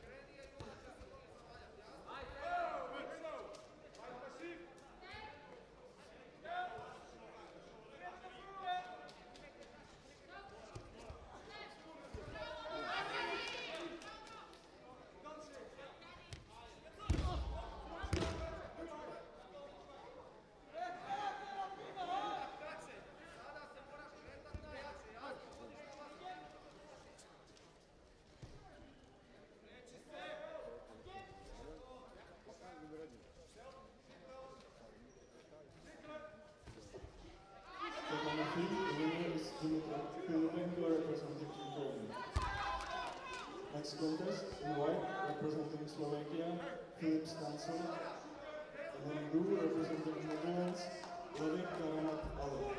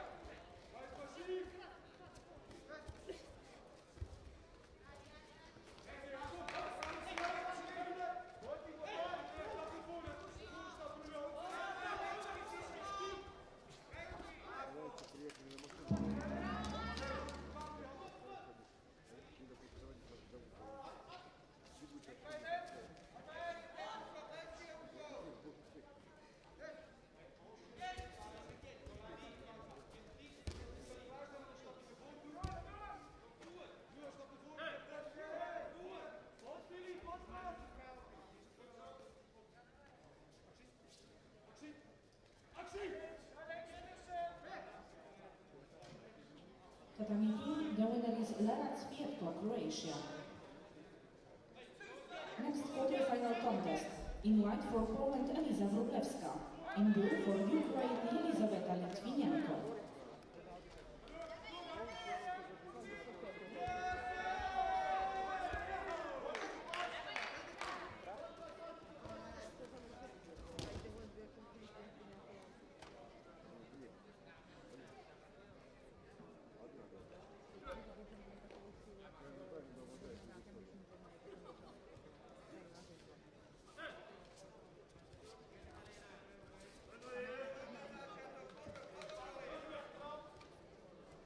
Tatami 1, the winner is Jelle van Hens, Netherlands. Next contest, in white for Great Britain, Emma. In blue for Austria, Madeleine Hanger.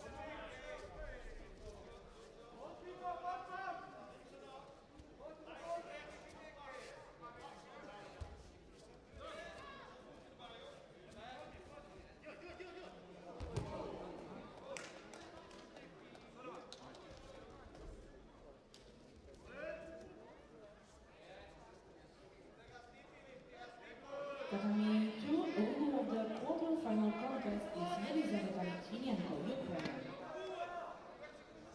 Next quarterfinal, in white for Netherlands, Margit de Vogt. In blue for Sweden, Ida Eriksson.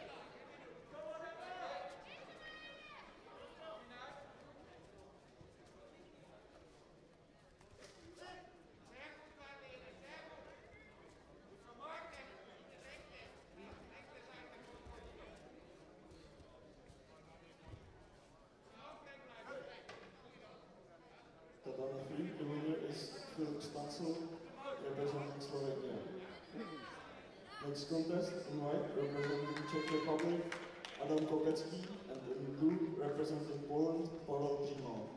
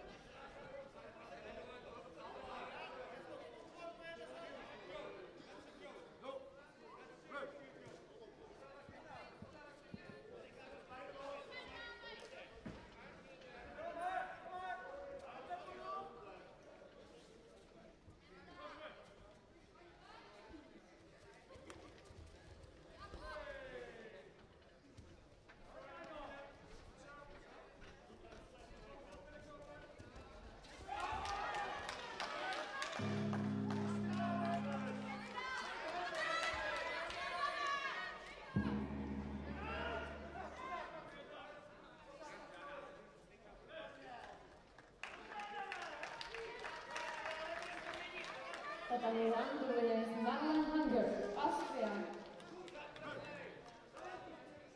Next contest of category under 90 kilograms. In white, for Hungary, Safrani Peter. In blue, for Moldova, Evgeny Mathiasius. All category plus 78 kilograms is moved to the tatami 2. All category plus 78 kilograms we moved to the tatami 2.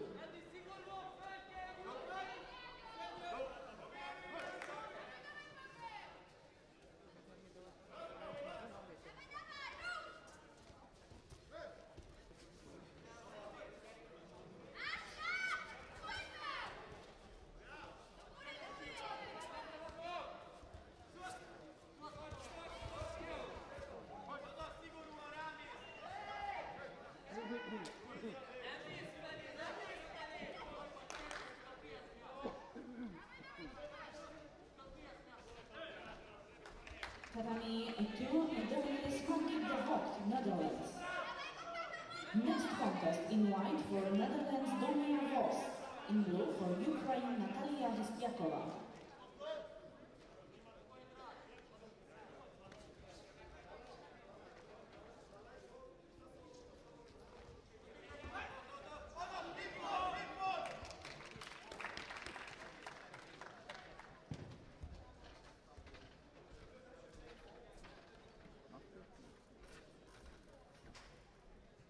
Tatami 1, the winner is Safrani Peter, Hungary. Next contest in white for Ukraine, Stanislav Lunchenko. In blue for Switzerland, Simon Gauchi.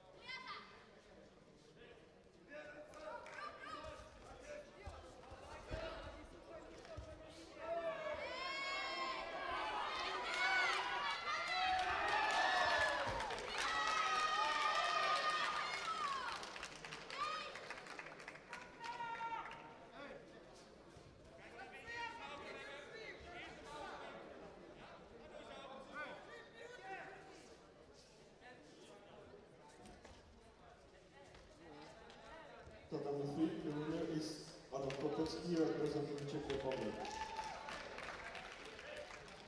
Next contest, in white representing Romania, Vlad Nisan. In blue representing Hungary, Michael Gergely.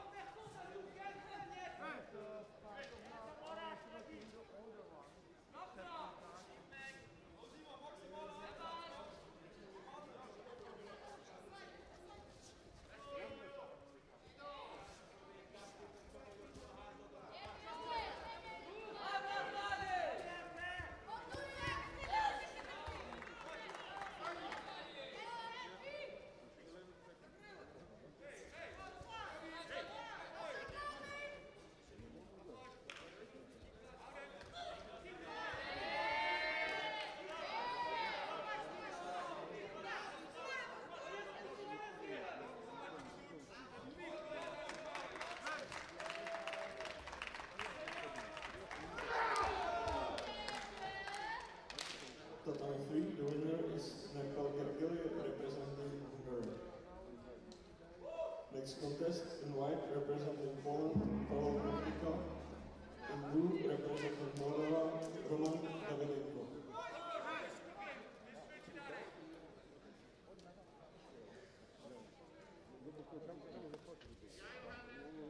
Tatami 1, the winner is Simon Gauci, Switzerland. Next contest, in white for Austria, Johannes Parker. In blue for Netherlands, Ian van Heck.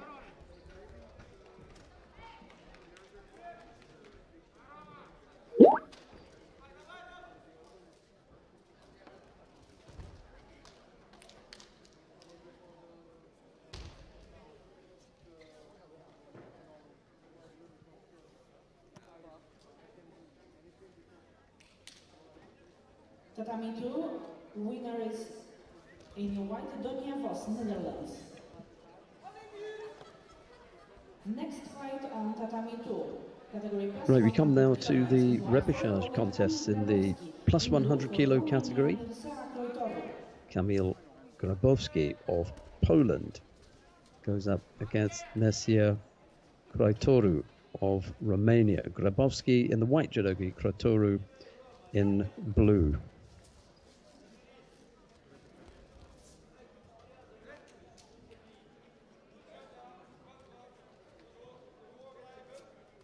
Prosíme pořadatele o úklid tatami číslo 3.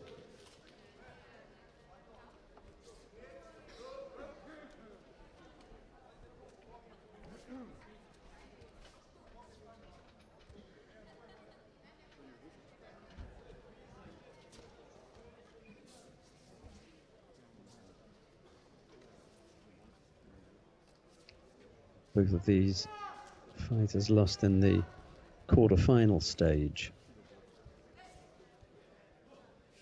Now, the situation for them is they have to win to give themselves a chance of competing for the bronze medal. So for those of you who are new to the competition format, although I can't believe that there are many that don't understand the way that it works in judo, you can lose at the quarterfinal stage and still end up with a medal.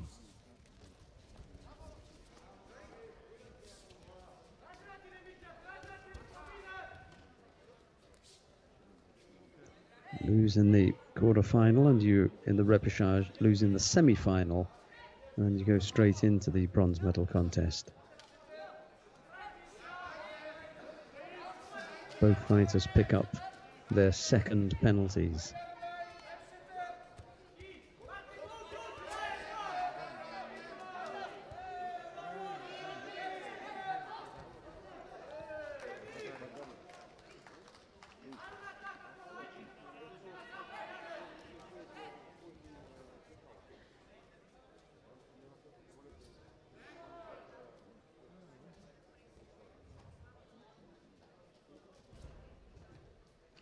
Well, the referee didn't think that there was a score there in the beginning. I agree with her. I don't think there was a score there. Now they're going to review it. In blue for Hungary, for Delveten. Yep, and now they decide that there was a score there. You'd need to see the slow motion replay to be absolutely certain.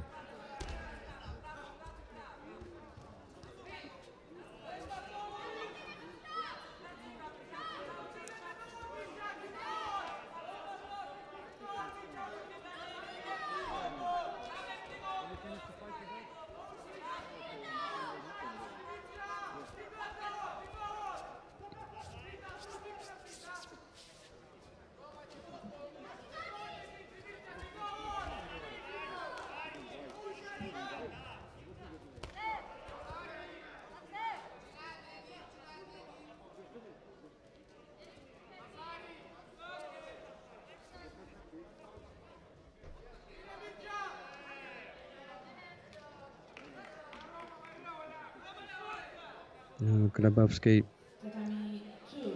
committing another error. Both hands on one side. There's the score then. Well, it was Grabowski looking for the Kosotogaki and possibly the little Ojigari from Kraitoru was enough to warrant giving him a score for that.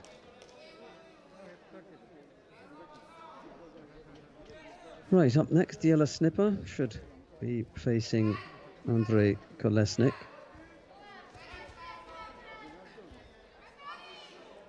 Snipper in the white judogi. Kolesnik doesn't look as though he's going to make an appearance, does he? No, he doesn't. So Jelle Snipper it is who wins out there. He goes into the semi-final. Right, 100 kilo category repechage contests. Harry Lovell Hewitt of Great Britain faces Alex Kret of Romania. It's Lovell Hewitt in the white judogi, Kret in blue.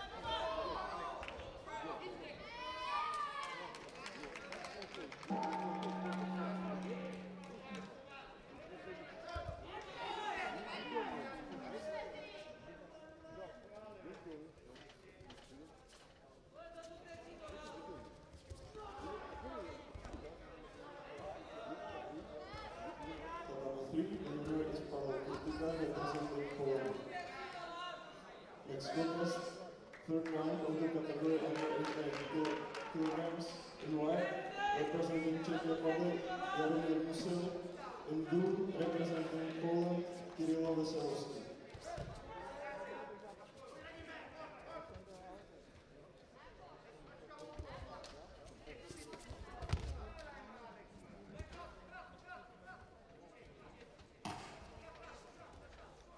I mentioned earlier on about sticking with 1, 2, possibly 3 weight categories as we're doing over this weekend, and getting to see from the top of the draw all the way down just how well people perform.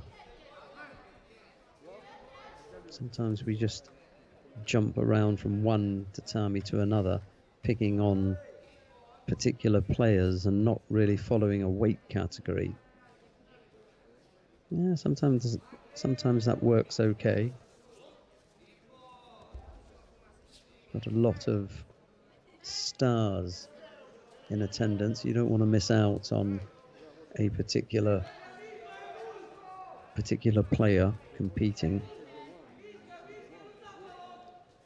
But I suppose the other way to do it is just to settle on a weight category and watch that from start to finish. The end result is that you know that weight category inside out, but you then haven't seen anything else apart from that all day. Second penalty picked up by Alex Kret.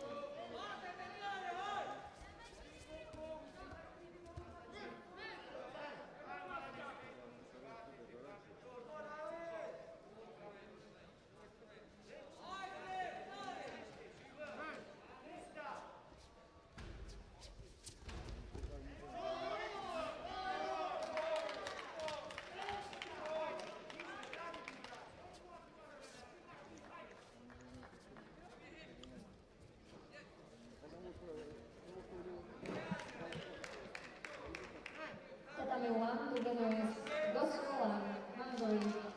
Next contest in white Korean Ryan, Vitaly Shekel. In blue for Czech Republic, David Judo. Into the last minute here. Both fighters looking quite tired now. Tatami 3, the winner is Jaromír Musil, representing Czech Republic. Next contest in white, representing Poland, Jakub Pankowski.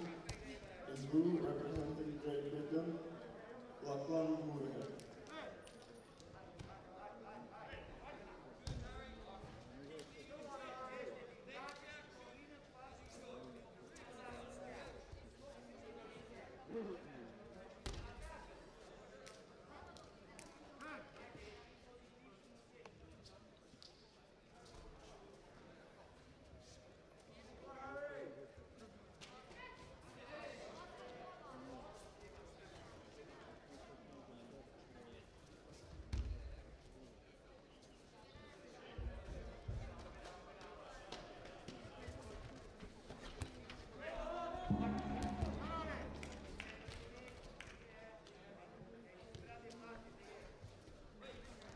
Almost able to come up with the tip there right at the end.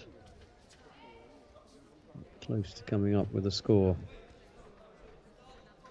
Didn't happen, so we're going to have a period of golden score to sort this one out.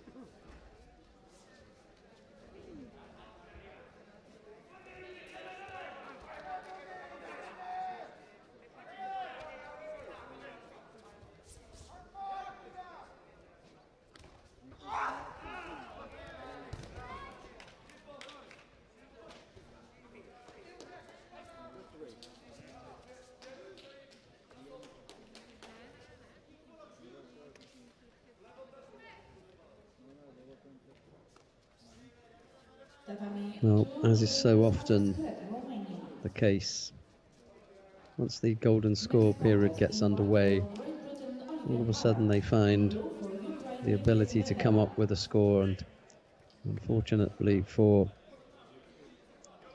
the British fighter, Harry Lovell Hewitt, it all happened very quickly and it was over within 9 seconds. Right, there's another British fighter coming onto the mat now. Oliver Barrett faces Yevhen Vihera of the Ukraine. It's Barrett in the white judo gi, Vihera in blue. Another repechage contest here.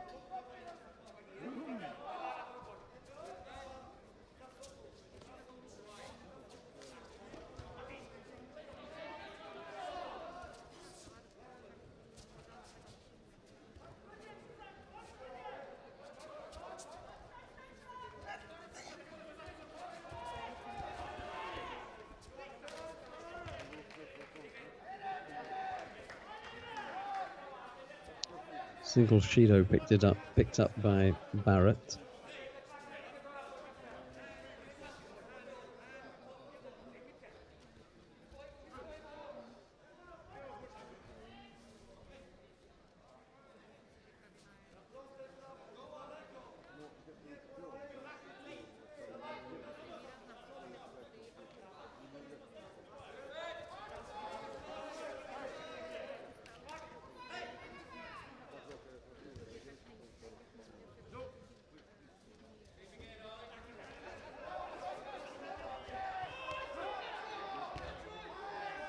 This time it's the turn of the British coach to be asked to tone it down a little bit. It's not really the volume of the encouragement or instructions that they shout out, it's when they do it. And referees tend to leave it up to the coach to decide just how loud he or she may be, but it's when they give those instructions.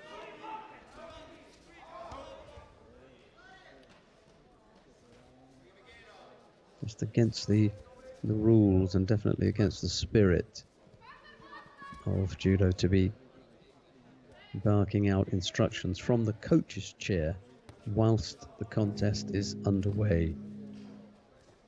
There's a rule against that.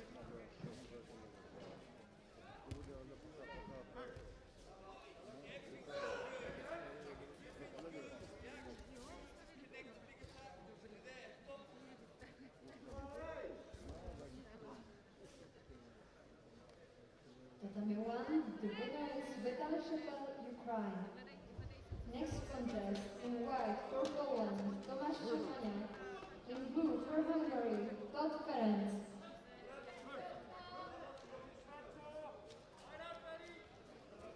Barrett struggling to get his gi tidied up there. Gave himself a bit of a rest Minute 20 odd left to go.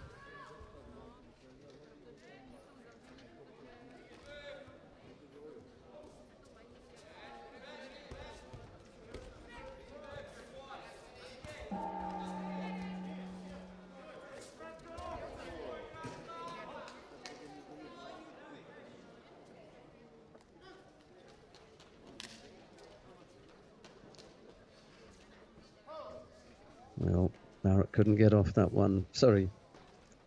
Here was the man responsible for the technique. Barrett unable to get off that. There's a minute left in the contest. Beg your pardon. Maybe just switched off for a second. Getting caught there by Yevhen Vahera of Ukraine.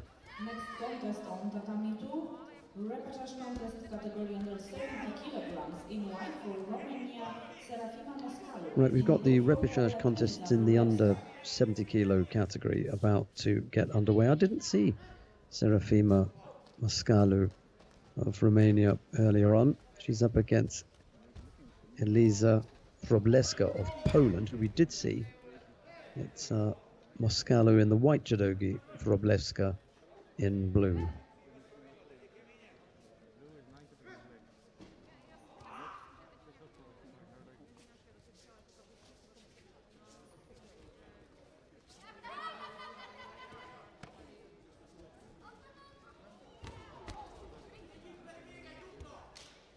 Oh, that was a crunching Horanagi there from Moscalu. Wróblewska getting herself into all sorts of trouble attempting that Makikomi. She ended up getting picked up.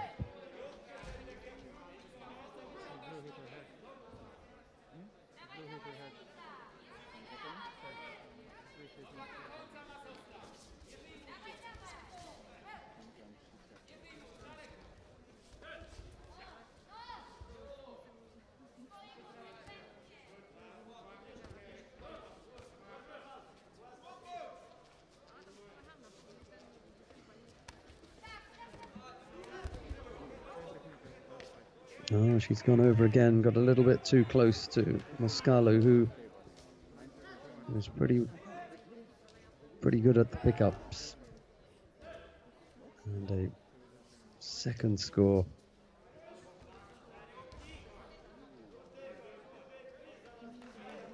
Wróblewska going over a second time. I'm not sure if she took a bit of a bump to the head. Next contest in white for Sweden, Ida Eriksson. In blue for Ukraine, Natalia Histiakova. Seems to be okay. The coach is right there having a look at her.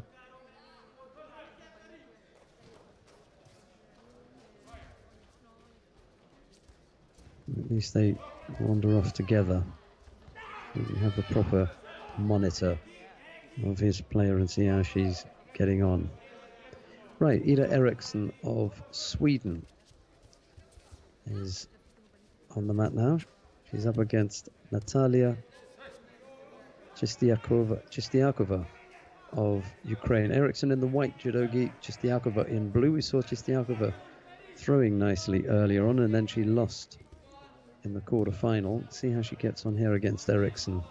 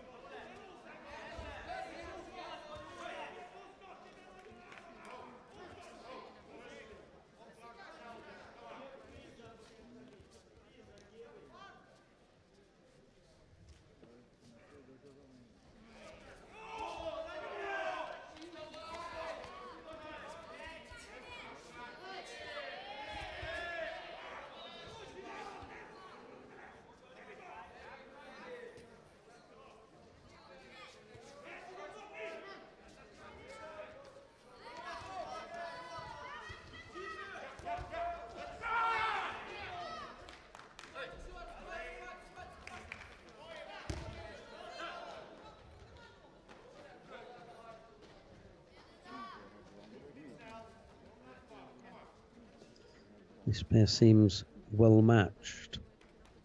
Eriksson looked quite competent in her opening contest. Next contest in white, But the Ukrainian does have some throwing skills.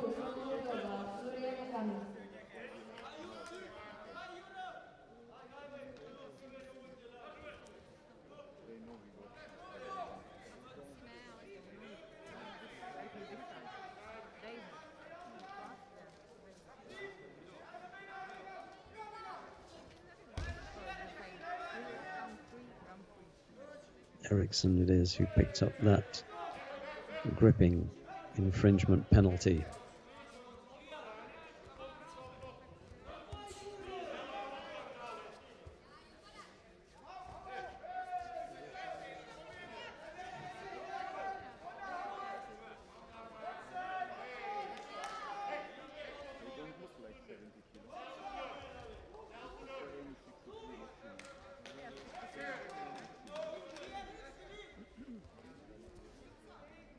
Winner of event 3 is representing Netherlands.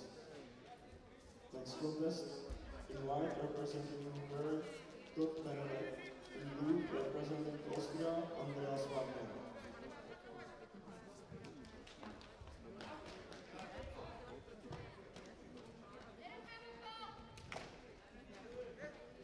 Still looking for the first score between this pair.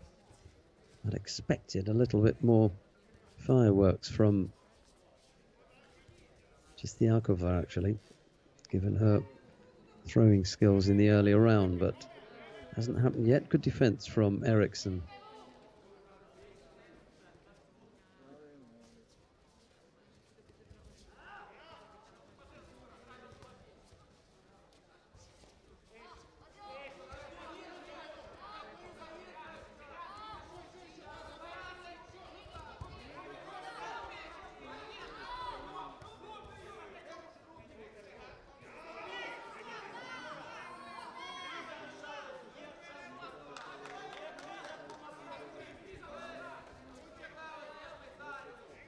Eriksson briefly with the Osaikomi and then ended up getting the leg trapped, in which she had to make a change. When, mind you, she's managed to turn again. This time it should be a little bit stronger.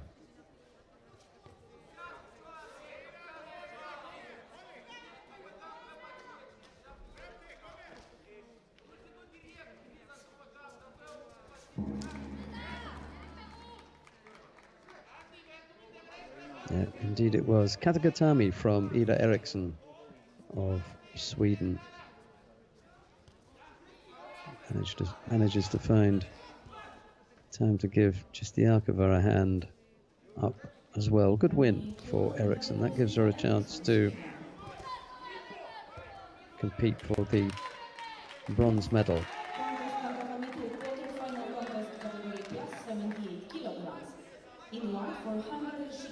Natalia Justiakova, well, that's her day done, I'm afraid. Right, we've got a quarter-final in the plus 78 kilo category. We weren't quite sure if we were going to get to see the plus 78 kilo category, but apparently we are. So it's Zsikaitvari Mercedes of Hungary. She's up against Kinga Wolczak of Poland. It's Zsikaitvari in the white judogi, Wolczak in blue. I have to admit, it's my first look today at this weight category, the plus 78 kilo category. I've counted 3 weight categories that we were looking at on this mat. I hadn't actually looked at this particular one. I wonder how that came about. I'm just thinking whether it must be, no, this is it from the top. So that we've got, we just had the two first round contests, which I must have missed.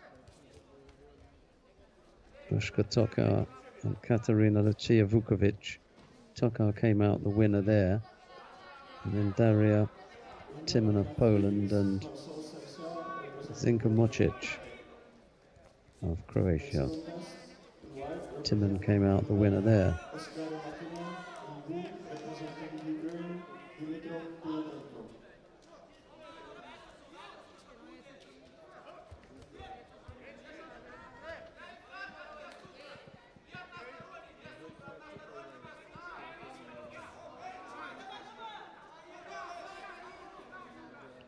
Jigitvari, the more experienced of this crop of plus 78 kilo competitors. She's the #1 seed, actually.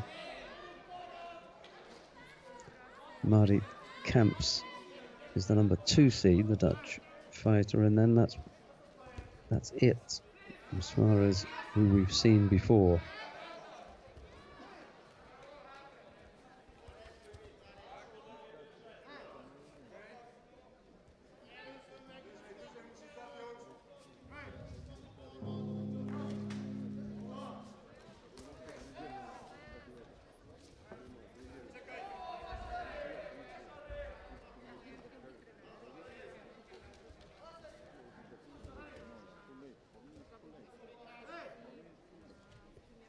Wasn't a bad looking effort, but unfortunately for Voltsak, she got turned.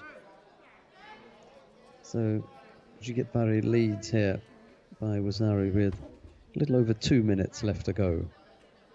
Tatami 1, the winner is Adam Lotishvili, Austria.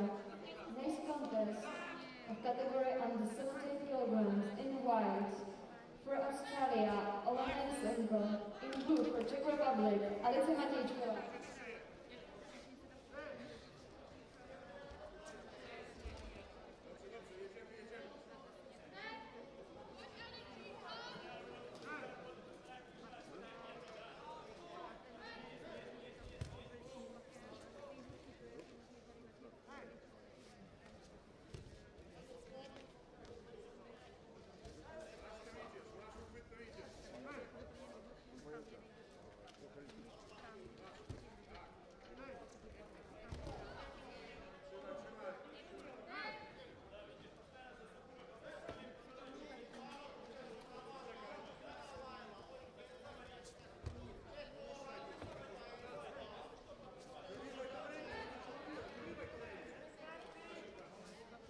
That was not the strongest of efforts from Jigitvari.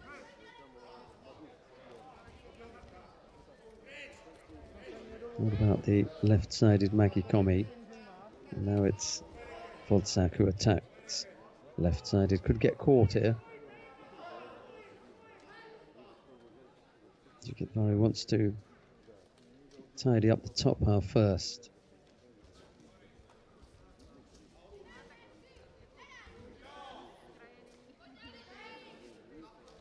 The arm is out, should be able to put the arm lock on from there.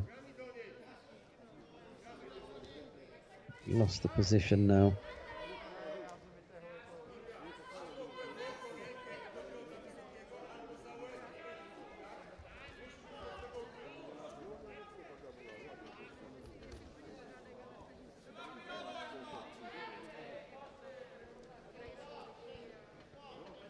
Just needs to wipe a little blood away from the mouth, I think. That's Voltsak who has had to leave the tatami for a moment. The referee can ask someone to come and just wipe up the tatami quickly.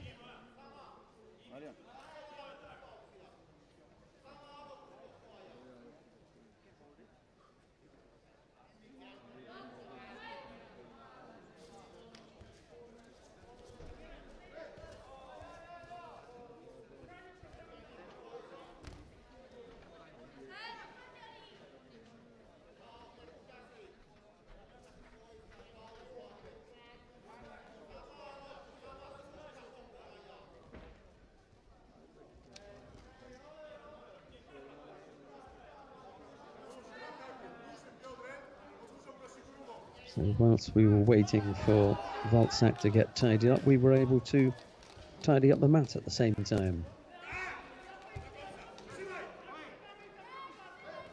Oh, great piece of work from Valtsak. And into the offside komi. Can you believe it? Having led by Wazaru with only a little over half a minute left to go, Jigetvari Mercedes goes over.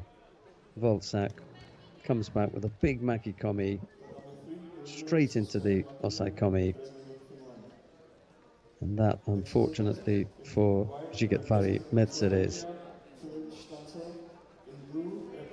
is the end of her hopes for a gold medal. There's still an opportunity for her in the repechage, but it's Valtsak of Poland who comes up with the upset.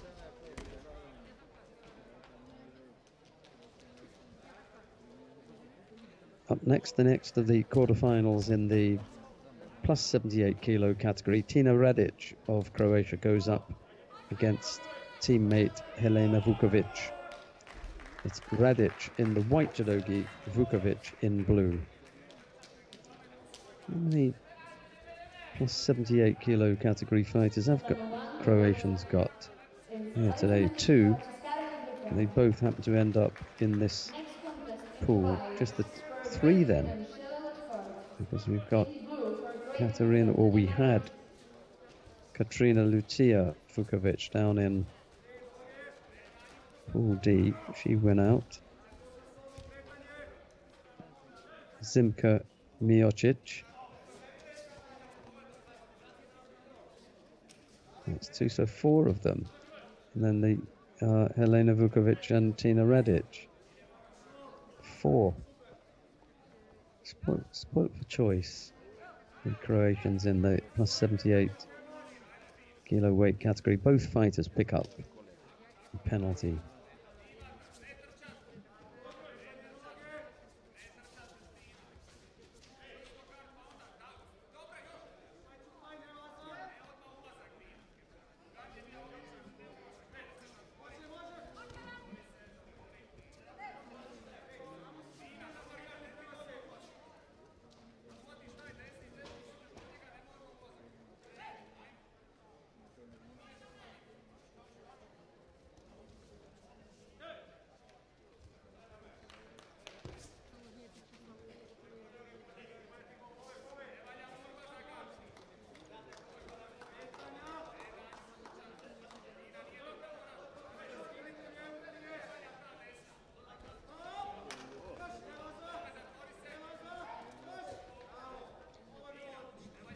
Vukovic getting low down for that effort. I dare say they know one another really well. So few competitors in the plus categories. That goes for the men's as well. So quite often the fighters in the plus category have to train together.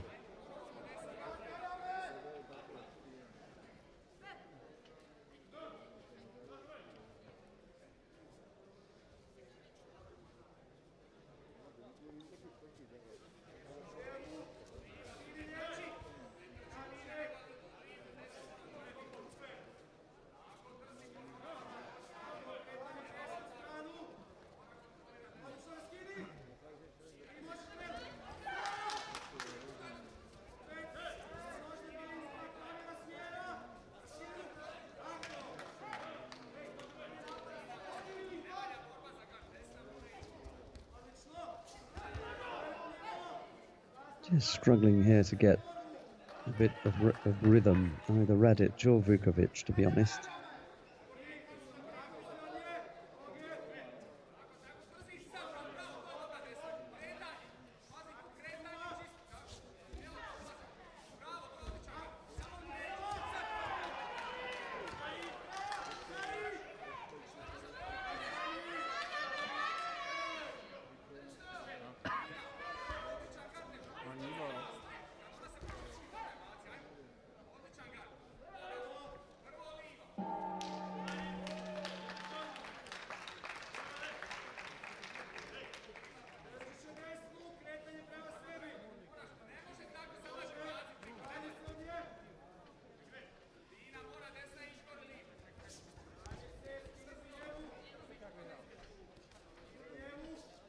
Radic really has to come up with some attacks here inside the last minute.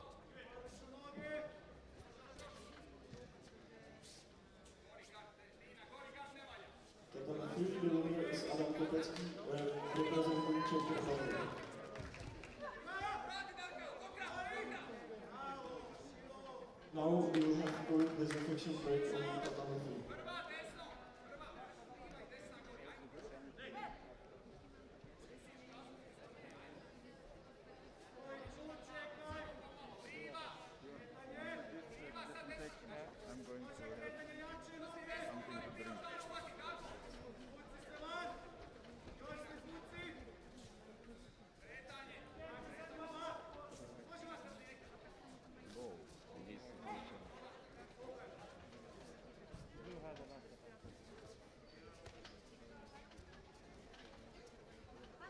COVID disinfection break tatami 3. Well, quite unusual with a second, 1 second left to go. Radic picks up a third penalty. Decided not to take it into golden score. The third penalty puts her out of the competition. Helena Vukovic it is, who she will progress into the next round. Okay, let's have a look and see who it is that we've got coming up next. Marit Kamps of the Netherlands will go up against Daria Timan of Poland. It's Kamps in the white judogi, Timan in blue. You got some judo taking place down on mat number 1. Shelley Ludford and Emma Reed are going head to head in that battle there. I think they're taking a break on mat number 2 for the time being. So have a look and see what happens with Ludford and Reed. Join the contest with 10 seconds left on the clock. Ludford has picked up 1 penalty. Reed has picked up 2. We'll see where this one is going.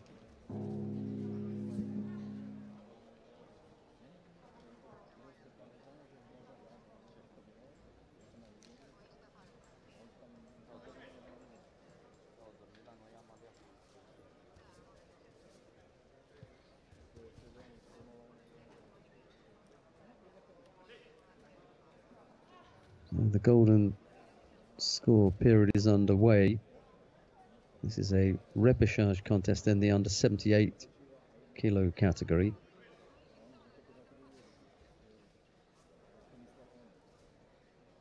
Ludford lost out to Van Hemst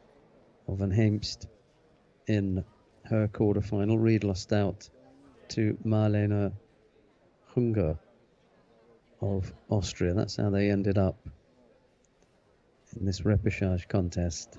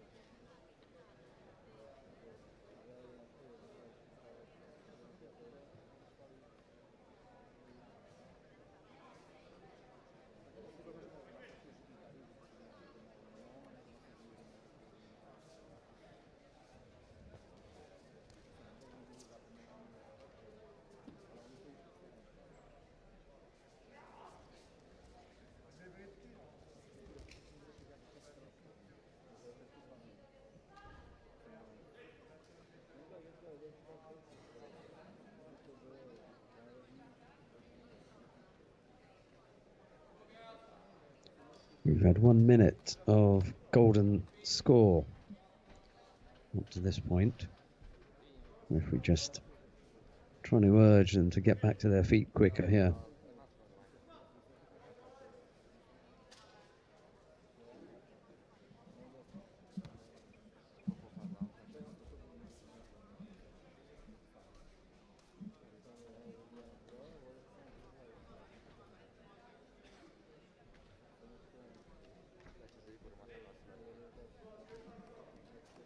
quite sure if the score was warranted there.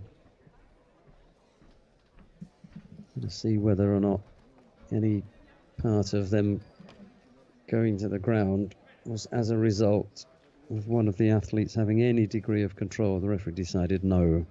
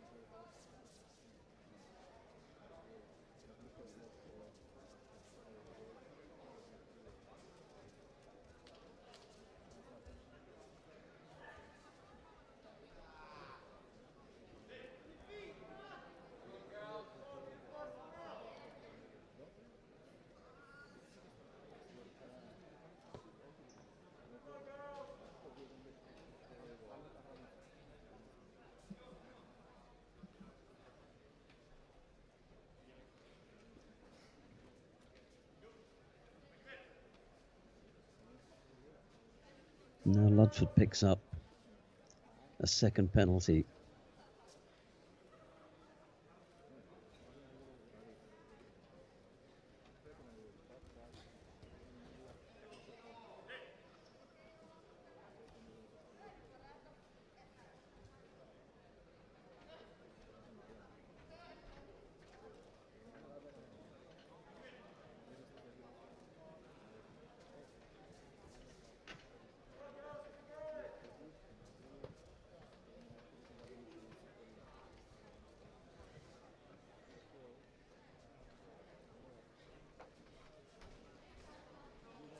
Yeah, making hard work of it, these two.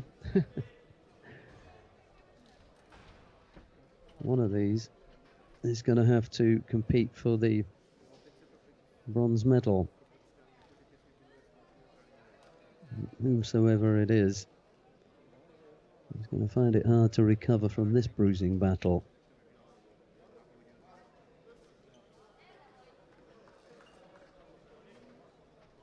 And it's Ludford who picks up the third penalty. This time for the false attack, it will be Emma Reid who will go and do battle for the bronze medal. Okay, looks as though we've got another short break to get the tatami sanitized again. A couple of times during the day we have to go through the COVID-19 protocol process, and that's being done now. So as soon as we've done that, we'll be back on with more action from day 2 of competition from the European Open in Prague. We'll be back in a couple of minutes' time.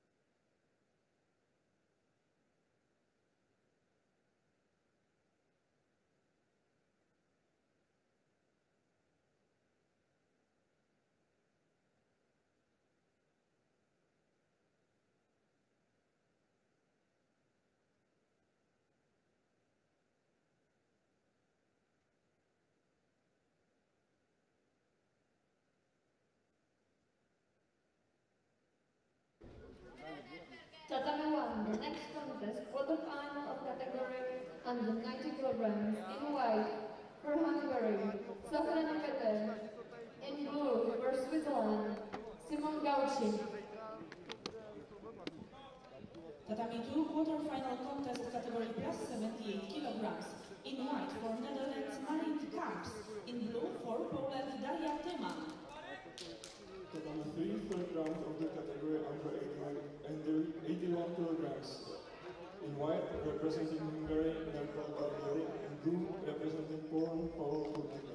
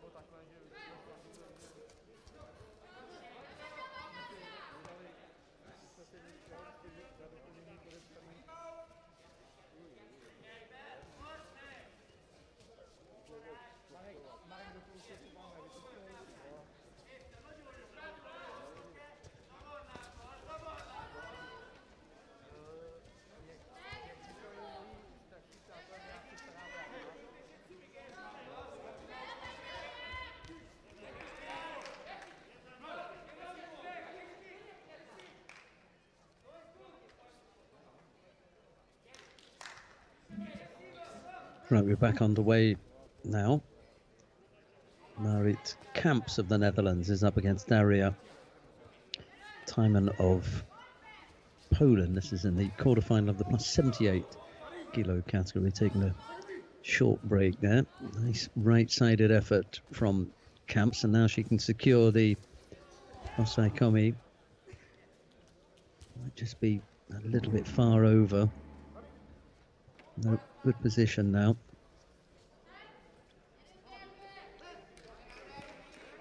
So Marit Kamps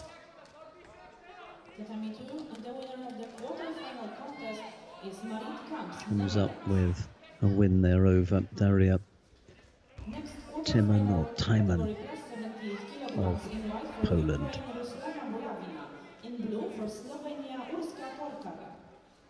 Right, let's see who's up next then.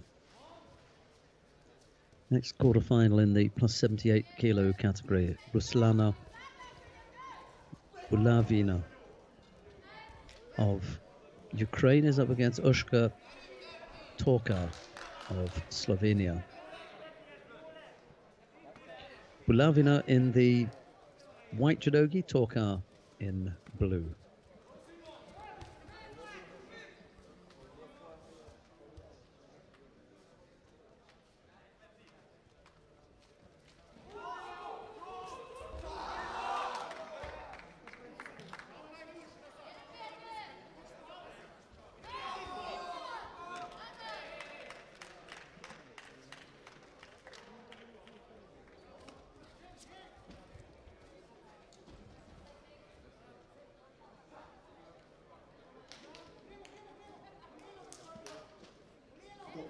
The winner is Nerpal Barbieri representing Hungary. Next contest. Just trying to get the legs freed now, if you can. It's got that one right leg trapped. Yeah, managed it. And quite often you lose your balance in the top half. Not the case for Ushka Torka, managing to hold on here. Good work. It got even tighter in the end.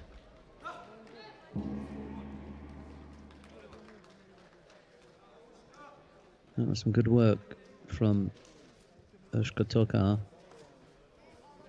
defeating Ruslana Bulavina of Ukraine. So it's Torka into the semi-final, Bulavina into the repechage contest. Category plus 100 kilograms. In white for Czech Republic, Lukas Krpalek. In blue for Finland, Martti Pumala. So, the first of the semi-finals in the plus 100 kilo category, Lukas Kapalek of the Czech Republic is up against the young Finn Martti Puumalainen. It's Kapalek in the white judo gi, Puumalainen in blue.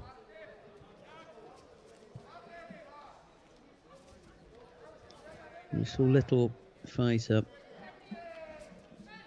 the Finnish young man. Seen him a couple of times now. Let's see if he can test Kapalek.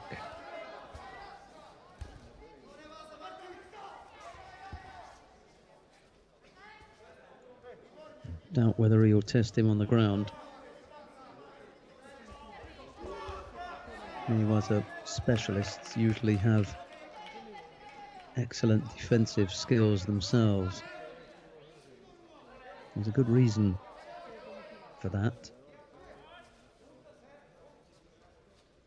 When you're working with your partners in perfecting your own attacking moves, what happens is your opponents, you're the people that you work with in the club then.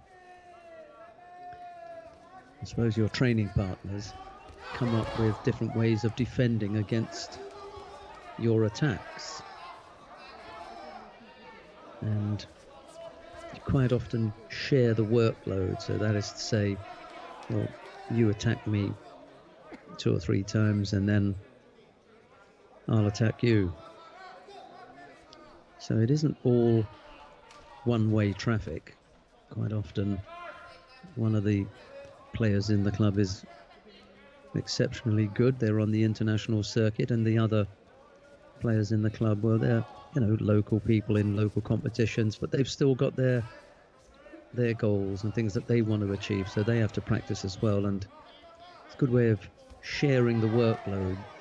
And as a result of that, someone like Kapalek, who maybe has 5 or 6 people that he can work with, they're going to get the benefit of his experience, while at the same time he's going to learn any number of ways that they're going to try to defend against his attacks, and he'll pick those things up. So when the time comes and he is under attack, he'll be pretty good at fighting them off. Half the contest gone. Single Shido picked up by Lukas Kapalek. Just that gripping error there when he was on one side with both hands for that little bit too long.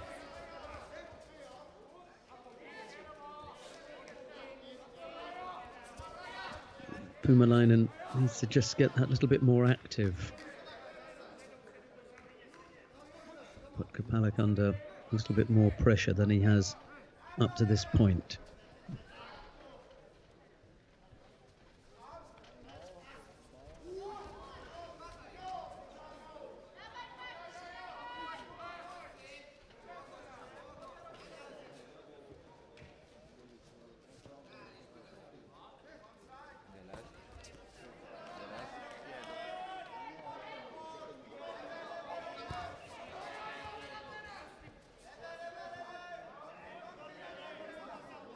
It's Puumalainen who's coming under some pressure, backed up into that far left corner. And he just bailed out with that last attack, didn't he, Puumalainen? Not sure if he'll get away with that. Only reason he did that was to try and break up the grips. Well, maybe it was a strong enough effort. And that looked as poor as the first one, to be honest. And now, pretty much in the middle of the tatami, Kapalek can roll his opponent, wrap up the top half. Just needs to get the leg out. You'll fall across the body and into the tate shiogatami. Trademark Kapalek there. Puumalainen probably sensed the danger, but there was very little that he could do about it.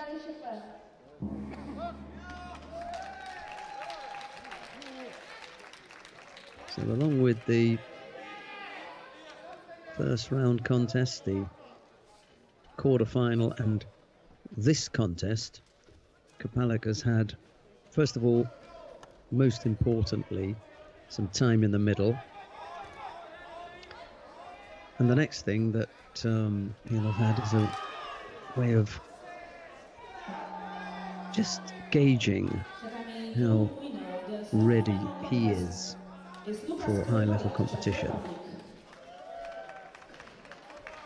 Semi-final contest category plus 100 kilograms in white for Ukraine, So into the final. in blue for Everything going to plan a moment.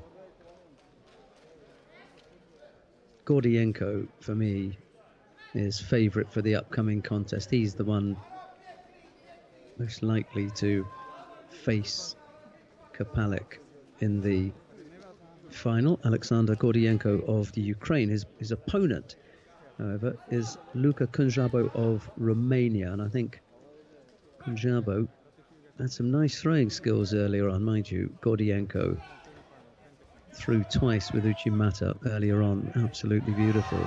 Really, really nice throwing skills. He's looking for it there now. Oh, there you go. Not hanging around, is he? Despite the fact that he didn't control the right hand completely, that took all of 15 seconds. So he loses control of the right hand, but he still finishes off.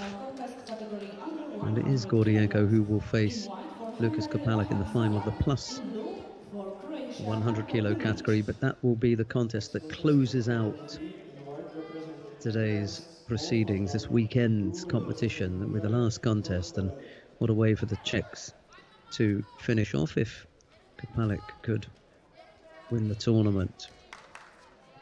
I'd like to see that as the last thing of the day. Ohad Zalan of Hungary is up against Marko Kumric of Croatia. First of the semi-finals in the under 100 kilo category. It's Ohad in the white judogi, Kumric in blue.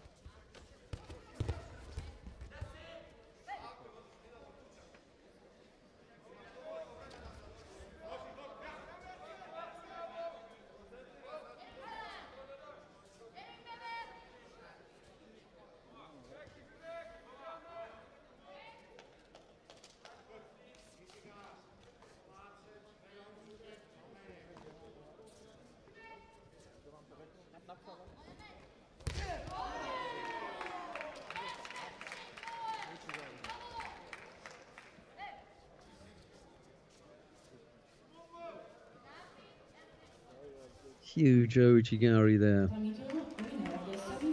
Not quite sure whether Kumric felt the danger, but couldn't get off that. Category under 100 kilograms. In white for Ukraine, Danilo Hutsol. In blue for Poland, Oleksiy Lysenko.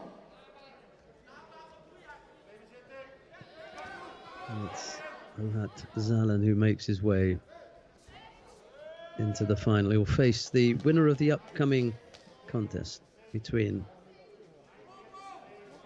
Danilo Hutsol of Ukraine or Oleksiy Lysenko of Poland. It's Hutsol in the white judogi, Lysenko in blue.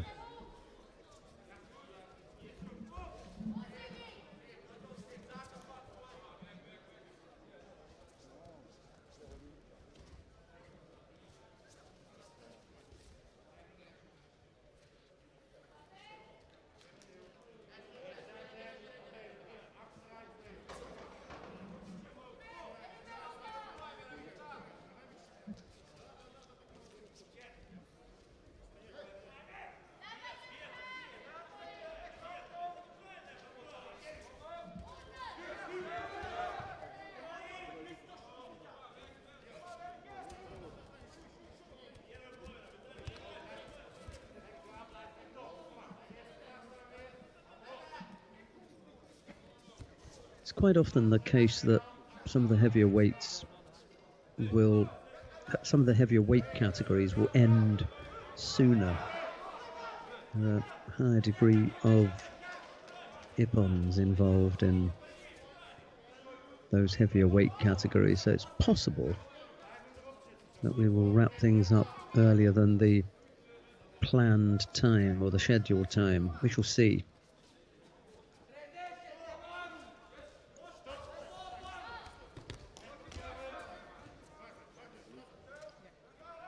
Thought about the Satemi Waza there, but it didn't come off.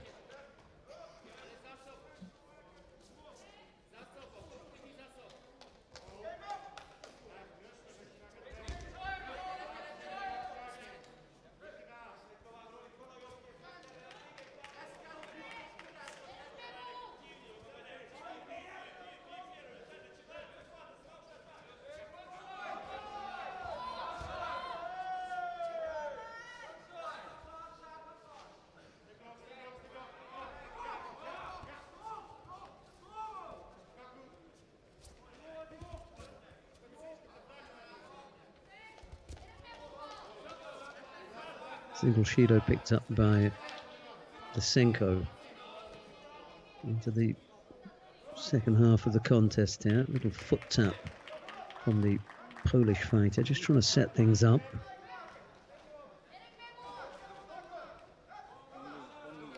And both fighters pick up penalties. Unfortunately for Lysenko, it's a second penalty, and there's plenty of time left on the clock.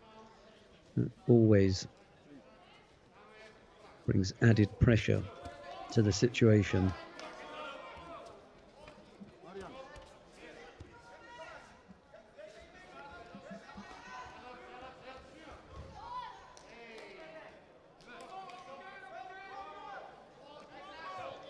Yeah, I thought it was a little bit harsh actually to give Lysenko a second penalty. We've just been talking about the little Ashiwaza he'd been attempting. Okay, not the greatest of attacks, but difficult to penalise him if he actually made Hutsol react and defend against the Ashiwaza attempt. So they removed the Shido. Hopefully, for his sake, he's paying attention to that and now won't go for a second. For a second Shido, that is. Inside the last minute.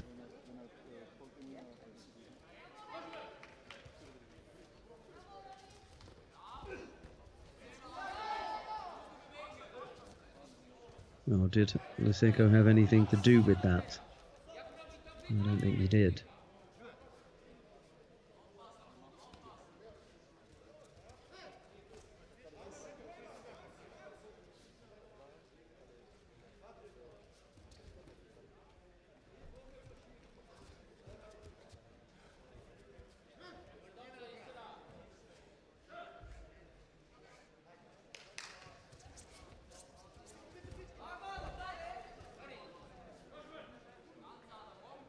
Right-sided effort from Lysenko, not quite able to turn his opponent onto the scoring part of the body, and we've got just a few seconds left to go in normal time. I think we're going to need a period of golden score to settle this one.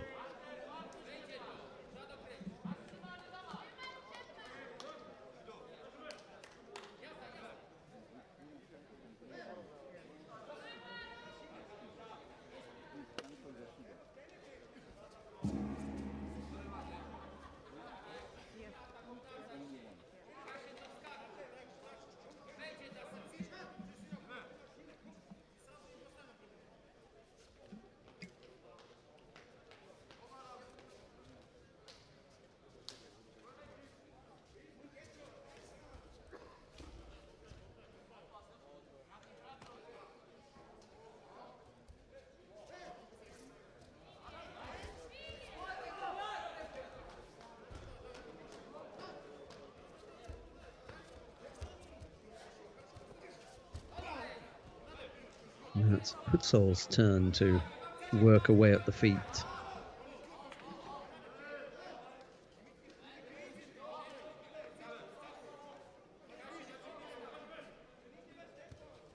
Really needs to come up with something here, Lysenko. Again, Hutsol working away at the Ashiwaza. He's missed out. Lysenko thought about the Jujigatami, but completely missed the entry.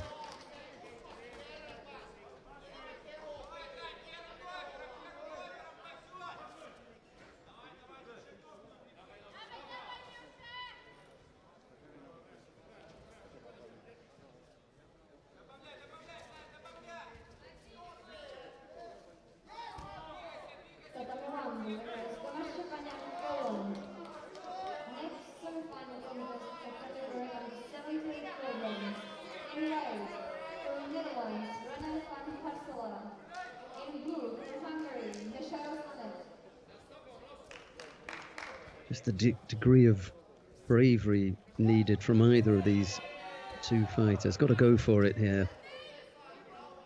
Place in the final of a European Open is at stake, and they look very tentative.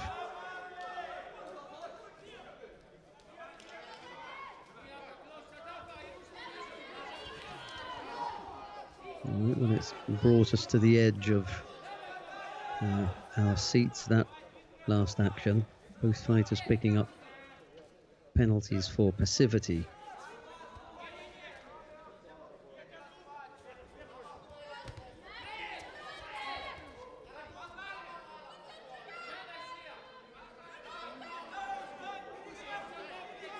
Well, at least Lysenko is giving it a go here. Needs to come back again with a similar type action.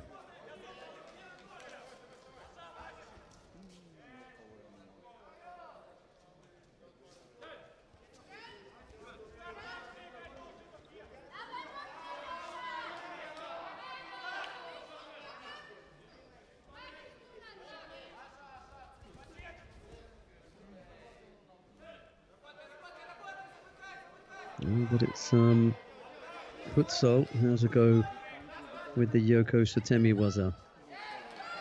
Really nothing Lysenko could do about that. As soon as they gripped up, Lysenko was in. Sorry, Hutsol was in for the attack. Next contest, in white, representing Czech Republic, Adam Kopecký, and in blue, representing Hungary. Yeah, he's just stepped up the pace, hasn't he, Hutsol? Got in 2 attacks now.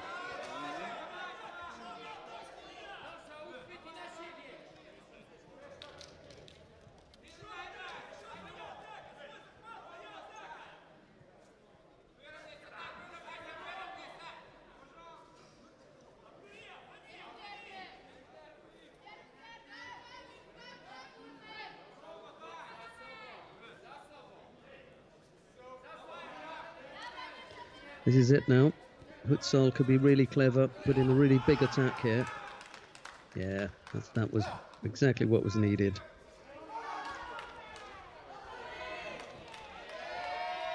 Lysenko was open because he knew he had to attack. He was positioning himself to come in for an attack, and Hutsol, realizing that, launched his own and caught him well. Semi-final contests, category under 70 kilograms, tatami 2 in white for Croatia, Lara Cvietko. So it will be Hutsol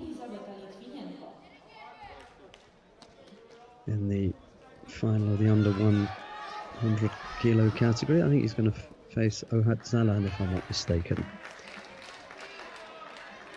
Right, semi-final in the under 70 kilo category.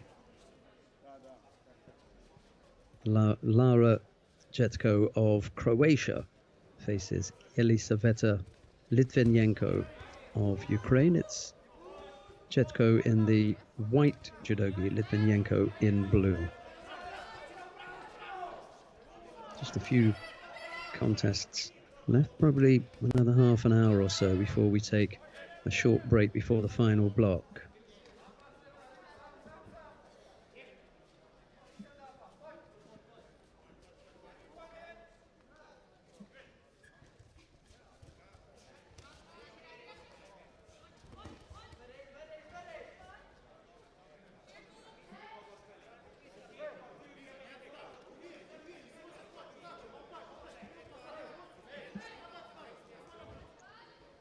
Litvinenko has got some throwing skills.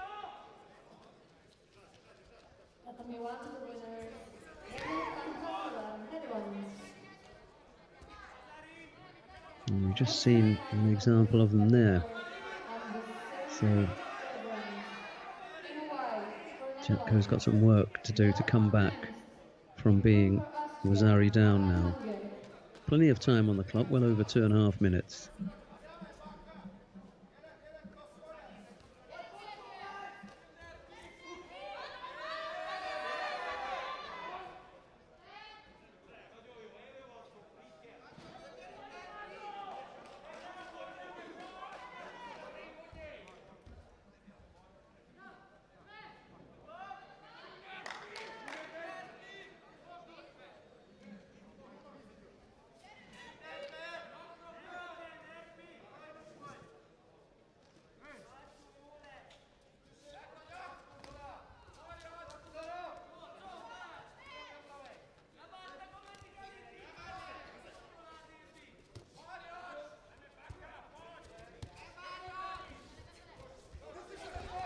Chance for the Kochigaki here. Oh, a good attack from Jetko, but she couldn't come up with the score. That was a good position. She's still young and learning her craft here, so you can't expect a great deal from the young Croatian, but that was a good position. Lost contact with the hands, couldn't finish off the Makikomi effort that we had in mind. Next contest in white representing Poland, Jakub Pankowski. In blue representing Netherlands, Mo van Dam.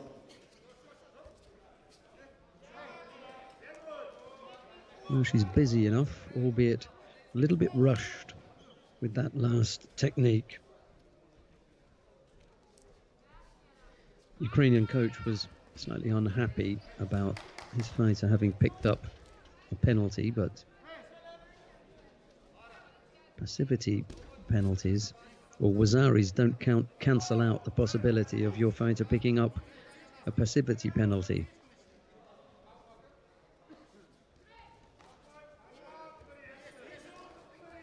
Despite the fact that your fighter has scored, she's still got to attack at some stage. Can't just rest on that. Oh yes, that was a beautiful score. Absolutely lovely. Great work from Jetko. Just can't get past the feet now.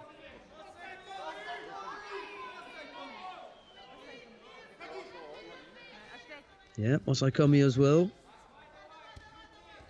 Croatian coach can sit down. Leave the job of refereeing the contest to the referee. He knows when it's Osaikomi.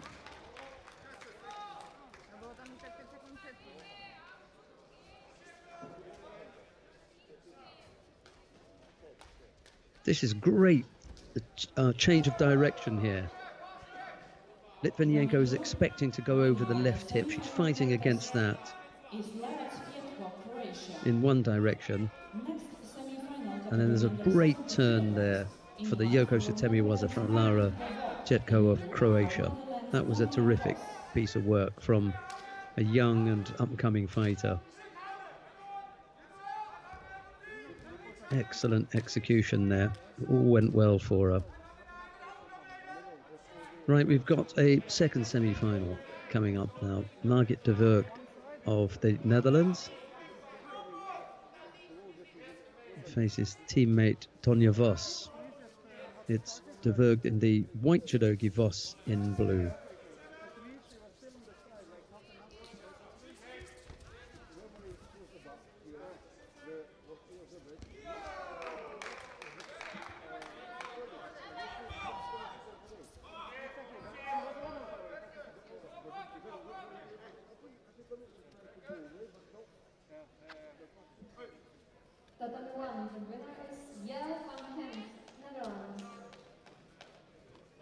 The next contest of category under 90 kilograms. In white for Switzerland, Simon Gauci. In blue for Austria, Johannes Packer.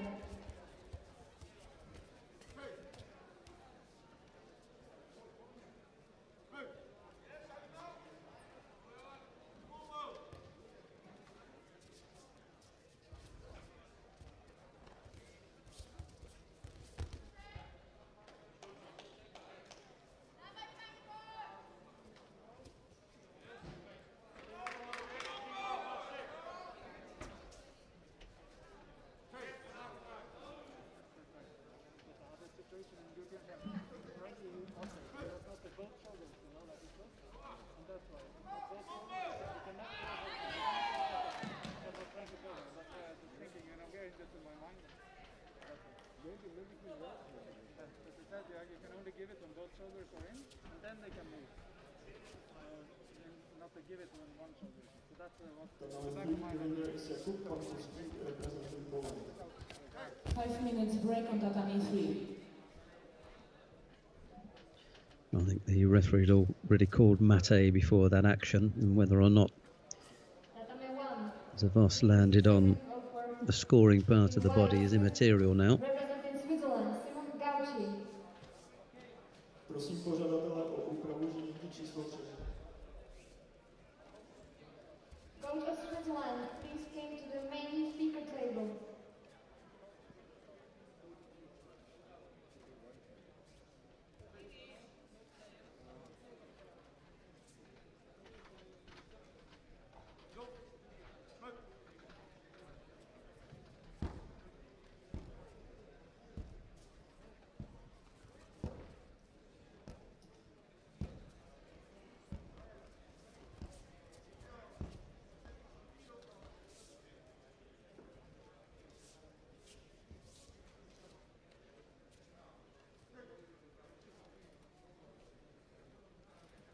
Minute and a half left to go. The fighters guilty of avoiding to take a grip, and they pick up penalties. The Berg, however, picks up a second penalty.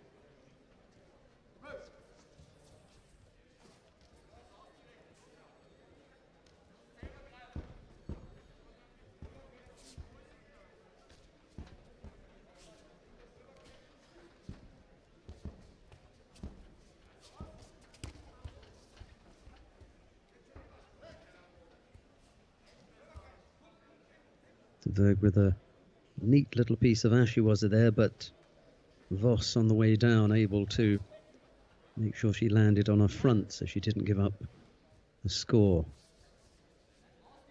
Last few seconds of regulation time. Chance for someone to end it before we have to go to golden score.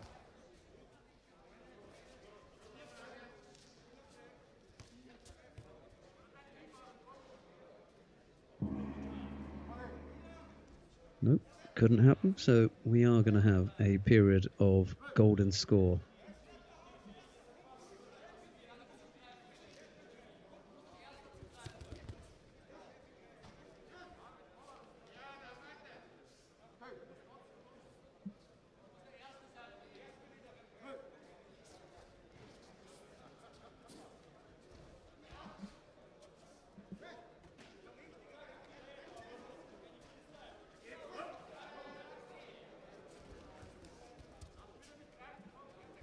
Yeah, it's quite often the case that the fighters from the same country will know each other really well and cancel each other out. We saw Emma Reid and Shelley Ludford on the adjoining mat a couple of minutes ago in the under 78 kilo category. That was a repechage contest there that Emma Reid won. She'll be in the bronze medal contest. They went into golden score as well. Had quite a lengthy battle there. Hope it's not going to take too much out of Emma Reid. Maybe she'll have something left in the tank to offer up in the bronze medal contest.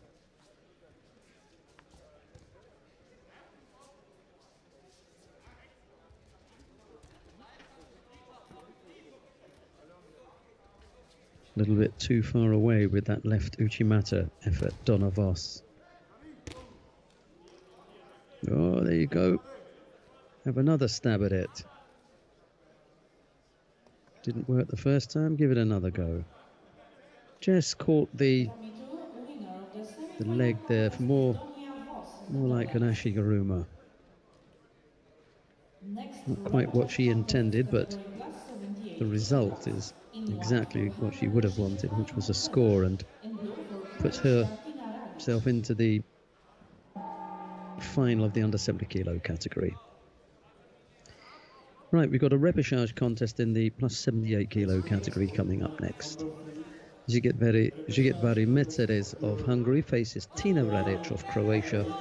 It's Zsighetvári in the white judogi, Radic in blue. In blue, representing Hungary, they're called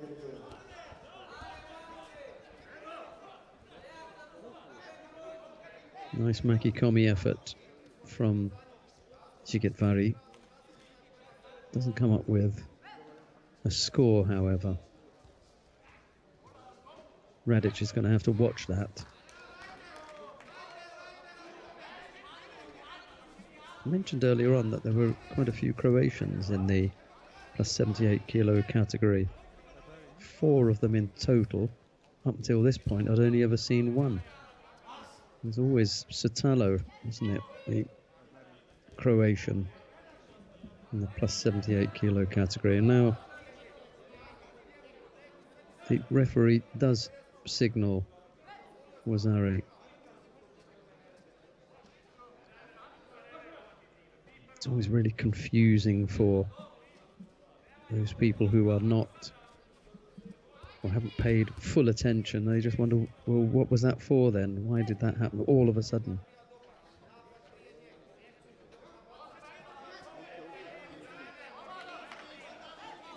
Anyway, Zsighetvári now does lead by Wazara after that makikomi from a little bit earlier on in the contest.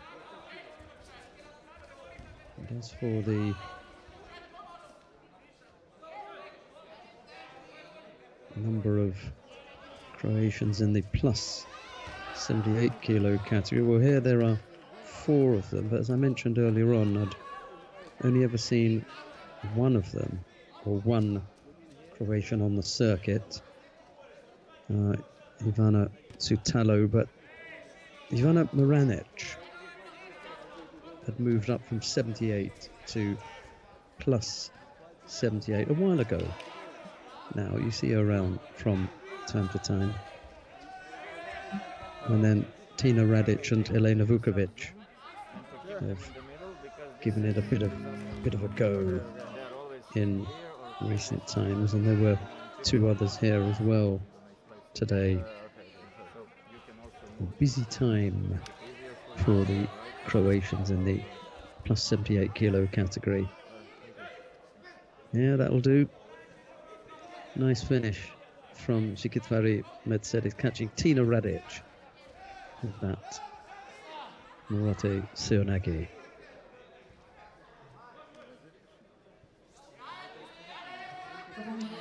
Right, so Zsighetvári will compete for bronze.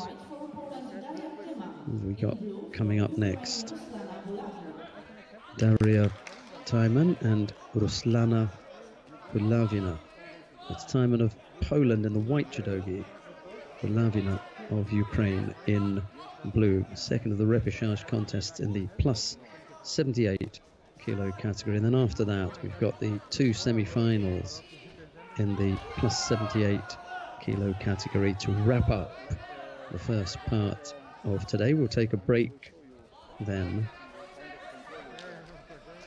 before the final block, which will start in about an hour from now. Right.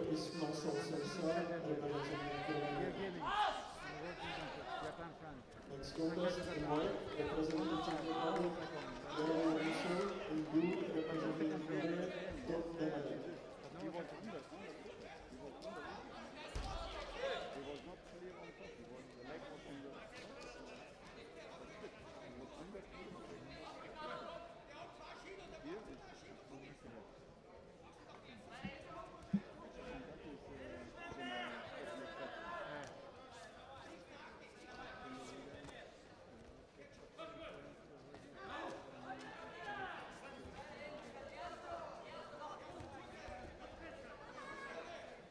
left-sided Makikomi effort, not the strongest from Timon, I'm afraid. Bulavina able to block that without too much difficulty.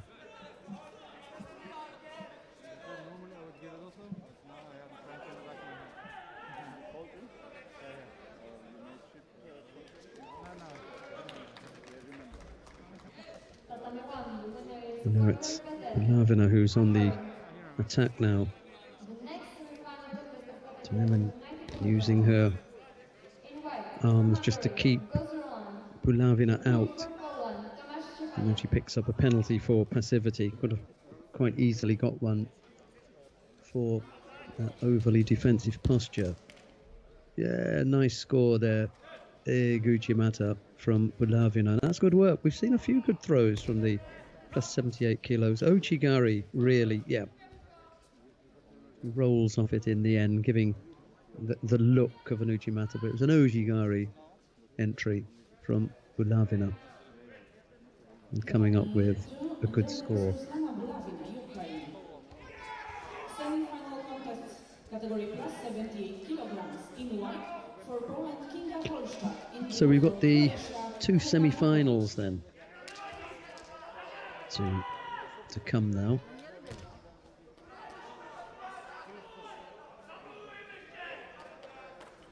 Kinga Wolczak of Poland goes up against Helena Vukovic of Croatia. It's Wolczak in the white judogi, Vukovic in blue.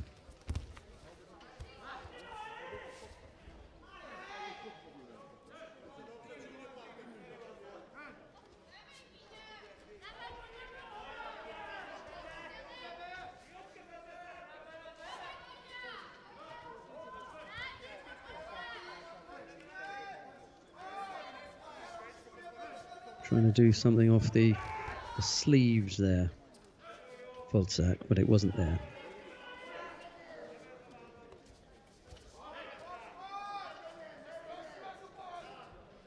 Little Kosodagari tap from Vukovic. Maybe just checking to see how solid Wolczak is on her feet. Can she upset her? Vukovic is the one who picks up the penalty for passivity.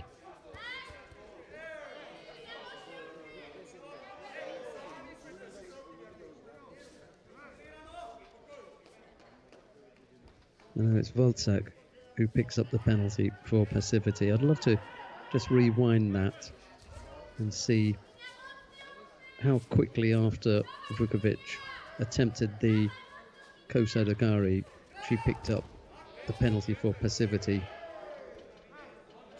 I'm absolutely certain that he got the message to give a penalty for passivity. It should have been white. He gave it a blue, and then almost immediately after that, he was told again, give a penalty, and then he gave blue a penalty.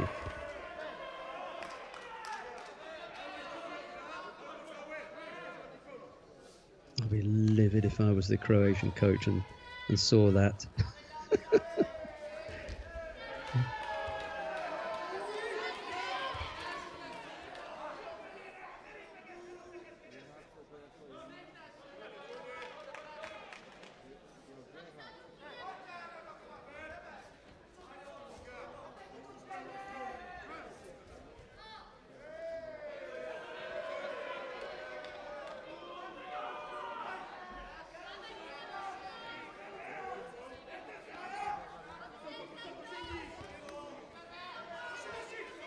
Matter effort, but able to fight it off. Wolczak. Attempted shimiwaza here.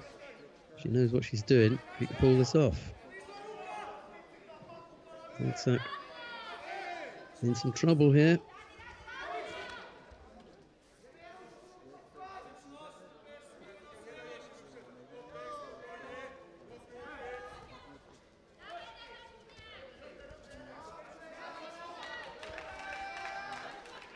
Oh, thanks very much for that. It was useful. I really appreciate that. Minute 20 odd left to go. That is incredible, isn't it?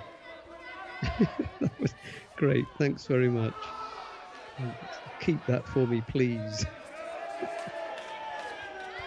And see Alexander Yatskovich when I next see him and say, what's going on here?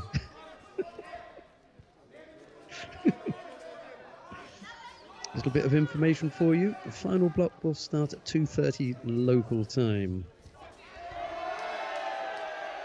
So there's not going to be a very long break. We'll get a break of about 20 minutes.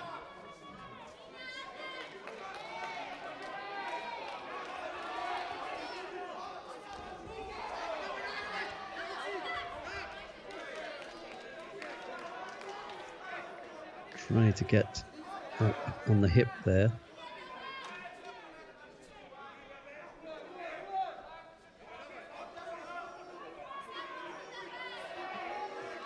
Just want to say a big public thank you, if I don't get another chance to, a big thank you to all the IT team for their hard work in bringing this broadcast to air. So wherever you are and wherever you happen to be watching, we've had a really tricky time in getting everybody out to Prague and getting them involved in setting things up within this COVID-19 protocol setup. It has not been easy, I can assure you, really difficult, and yet we've managed to get the broadcast out to you, so hope you've enjoyed that. Nice tip. That was a nice tip.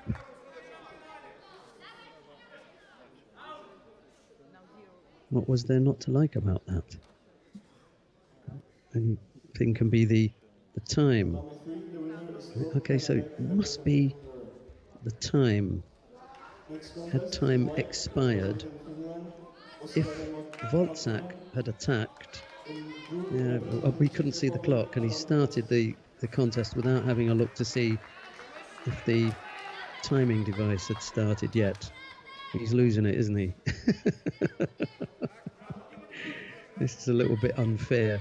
Shouldn't really be saying this, but it's one thing after another here.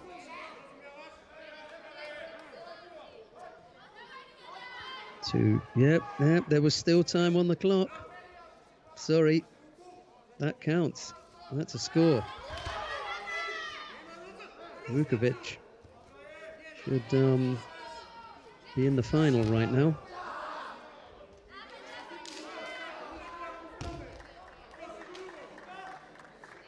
Here she is battling away in the... she's ended it anyway. Take that, she says. Doesn't matter what you try to do to me, I'm going to win. Big arm over the top and a big pickup going left-sided. Nice finish. Good work by Helena Vukovic. So a couple of things that I'd like to look at in there. One of them is the timing of that counter. Absolutely in time. 2, 1. You see how she moves the leg. There's still a second on the clock. So this is one movement. So it doesn't matter about when Vukovic finishes it. This is one action that started with 2 seconds left on the clock. I should have given that score. Anyway, I haven't got one of those badges yet, but I'm going to go and get one when I get back. Marit Kamps of the Netherlands faces Ushka Torka of Slovenia. It's Kamps in the white, Judogi Torka in blue. The second of the semi-finals in the plus 78 kilo category. The winner of this has the pleasure of facing Vukovic in the final. And then there was a second situation where Vukovic received the Shido after I genuinely believed that she made an Ashiwaza attempt, and then the next action was that she received the Shido. So I'm going to look at both of those, and when I see my friend, my respected friend,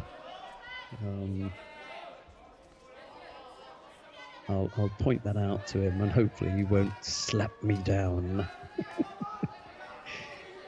He's always very good with things that are brought to him and pointed out.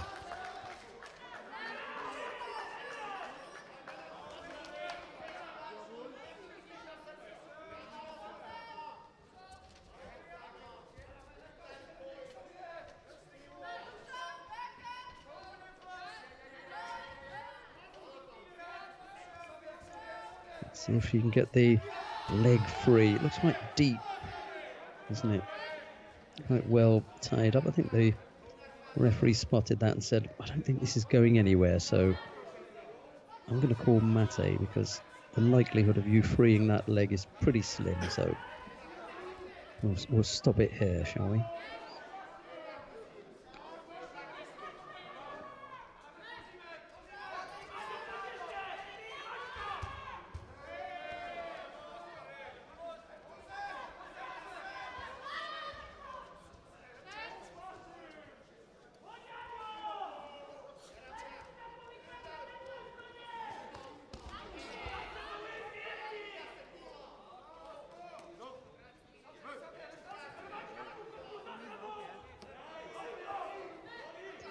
Gripping infringement by Marit Kamps.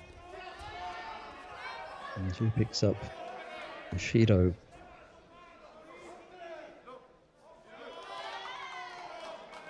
Ushka Torkar picks up a penalty for passivity.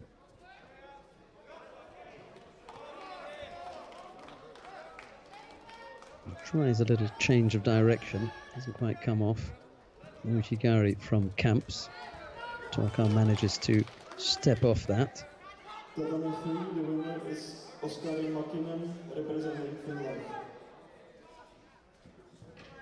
Torkar comes up with the score. The Dutch coach doesn't like it. Let's see how this comes up. Yeah, well, there's a little bit of a case there as to whether or not Kamps could have claimed a score, but she bailed from the attack. That was the thing. And as she was bailing out of her attack, Torkar was coming in for the Yoko Sutemi-waza. So no part of Torkar going to the ground had anything to do with an attack from Kamps. Kamps had already stopped her attack, so it wasn't a counter. And that one was all Kamps. Good comeback from the Dutch fighter and ties things up at Rosaria Peace. A little bit of a push down, that one. So a little over half a minute left to go. It's all tied up at Rosaria Peace. However, Torkar has picked up 2 Judos.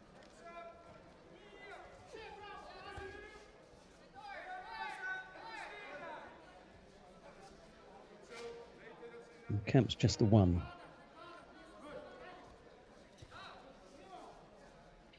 Yesterday I mentioned the Dutch super heavyweight Tessie Savelkoels. I was hoping that one of the Dutch team would get a message to her. Yoko Sutemi-waza, and again the Dutch coach is claiming a score.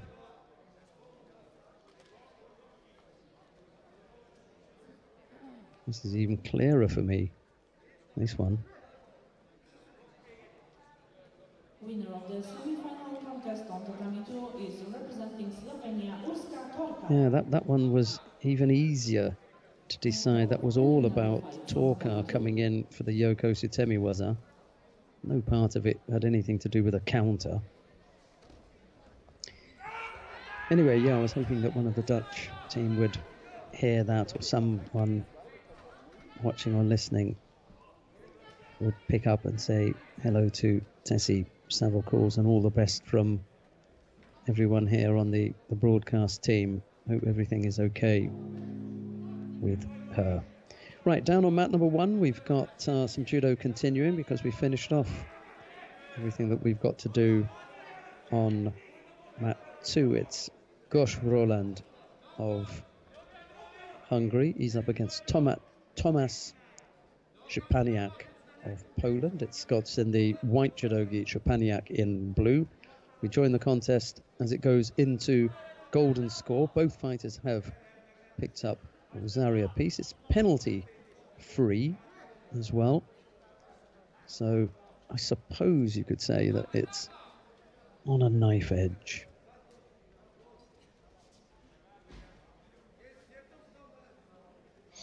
And I'm definitely going to come back to that Vukovic incident with the Shido. I hope my memory serves me well and that it actually was the way that I saw it.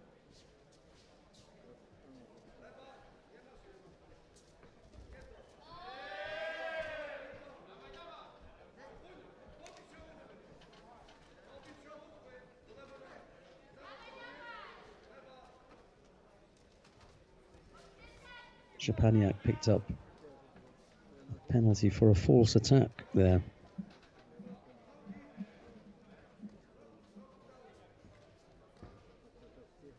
I think we just got the one contest left now, beg your pardon, on mat 1.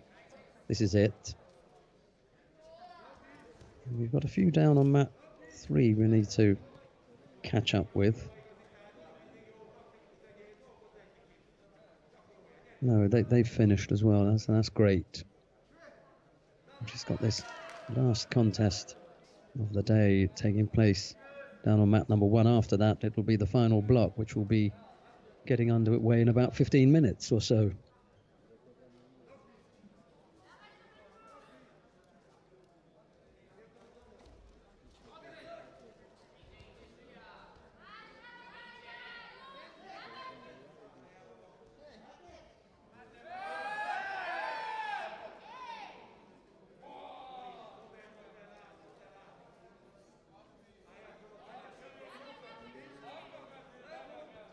We've had a minute and 24 seconds of golden score. Both fighters came up with scores in regulation time. And the next one to score will win. That'll be the end of it.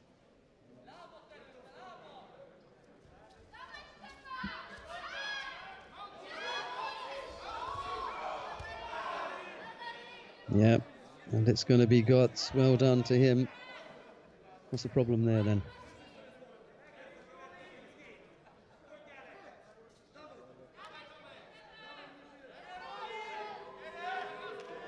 I saw something they didn't like. What was the mate called for then? Okay, that one I completely missed. All looked good to me.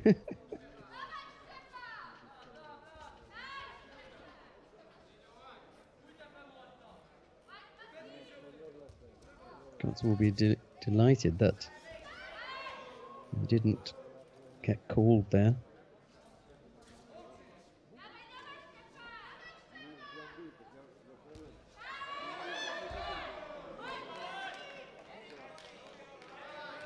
Big effort there. Yeah, okay.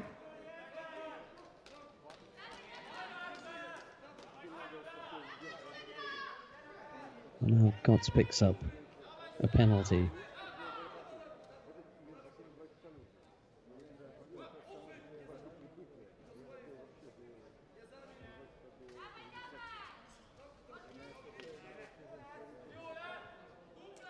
Battle this one. This for a place in the final of the under 90 kilo category.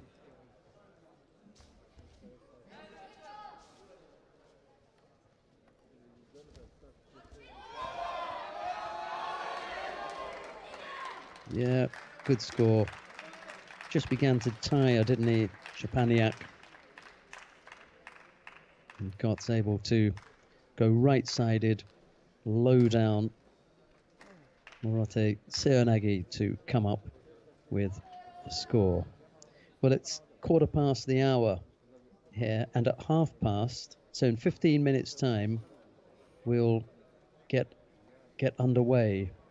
I'm not sure if that's going to be long enough for me to go back and have a look at the thing with Helena Vukovic, but I assure you I will. that's got me now.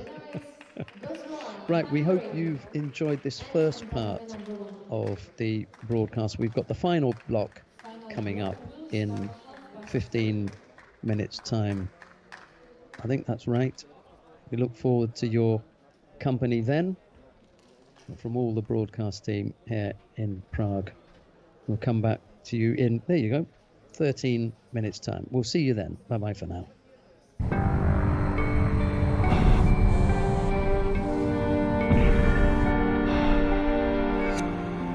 For some, judo is just a sport.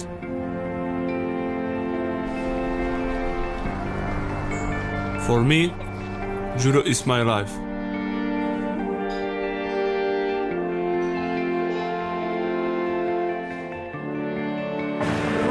Winning the Olympic title was my biggest accomplishment. Defending it will be my biggest challenge. To me, judo means respect, fair play and self-control.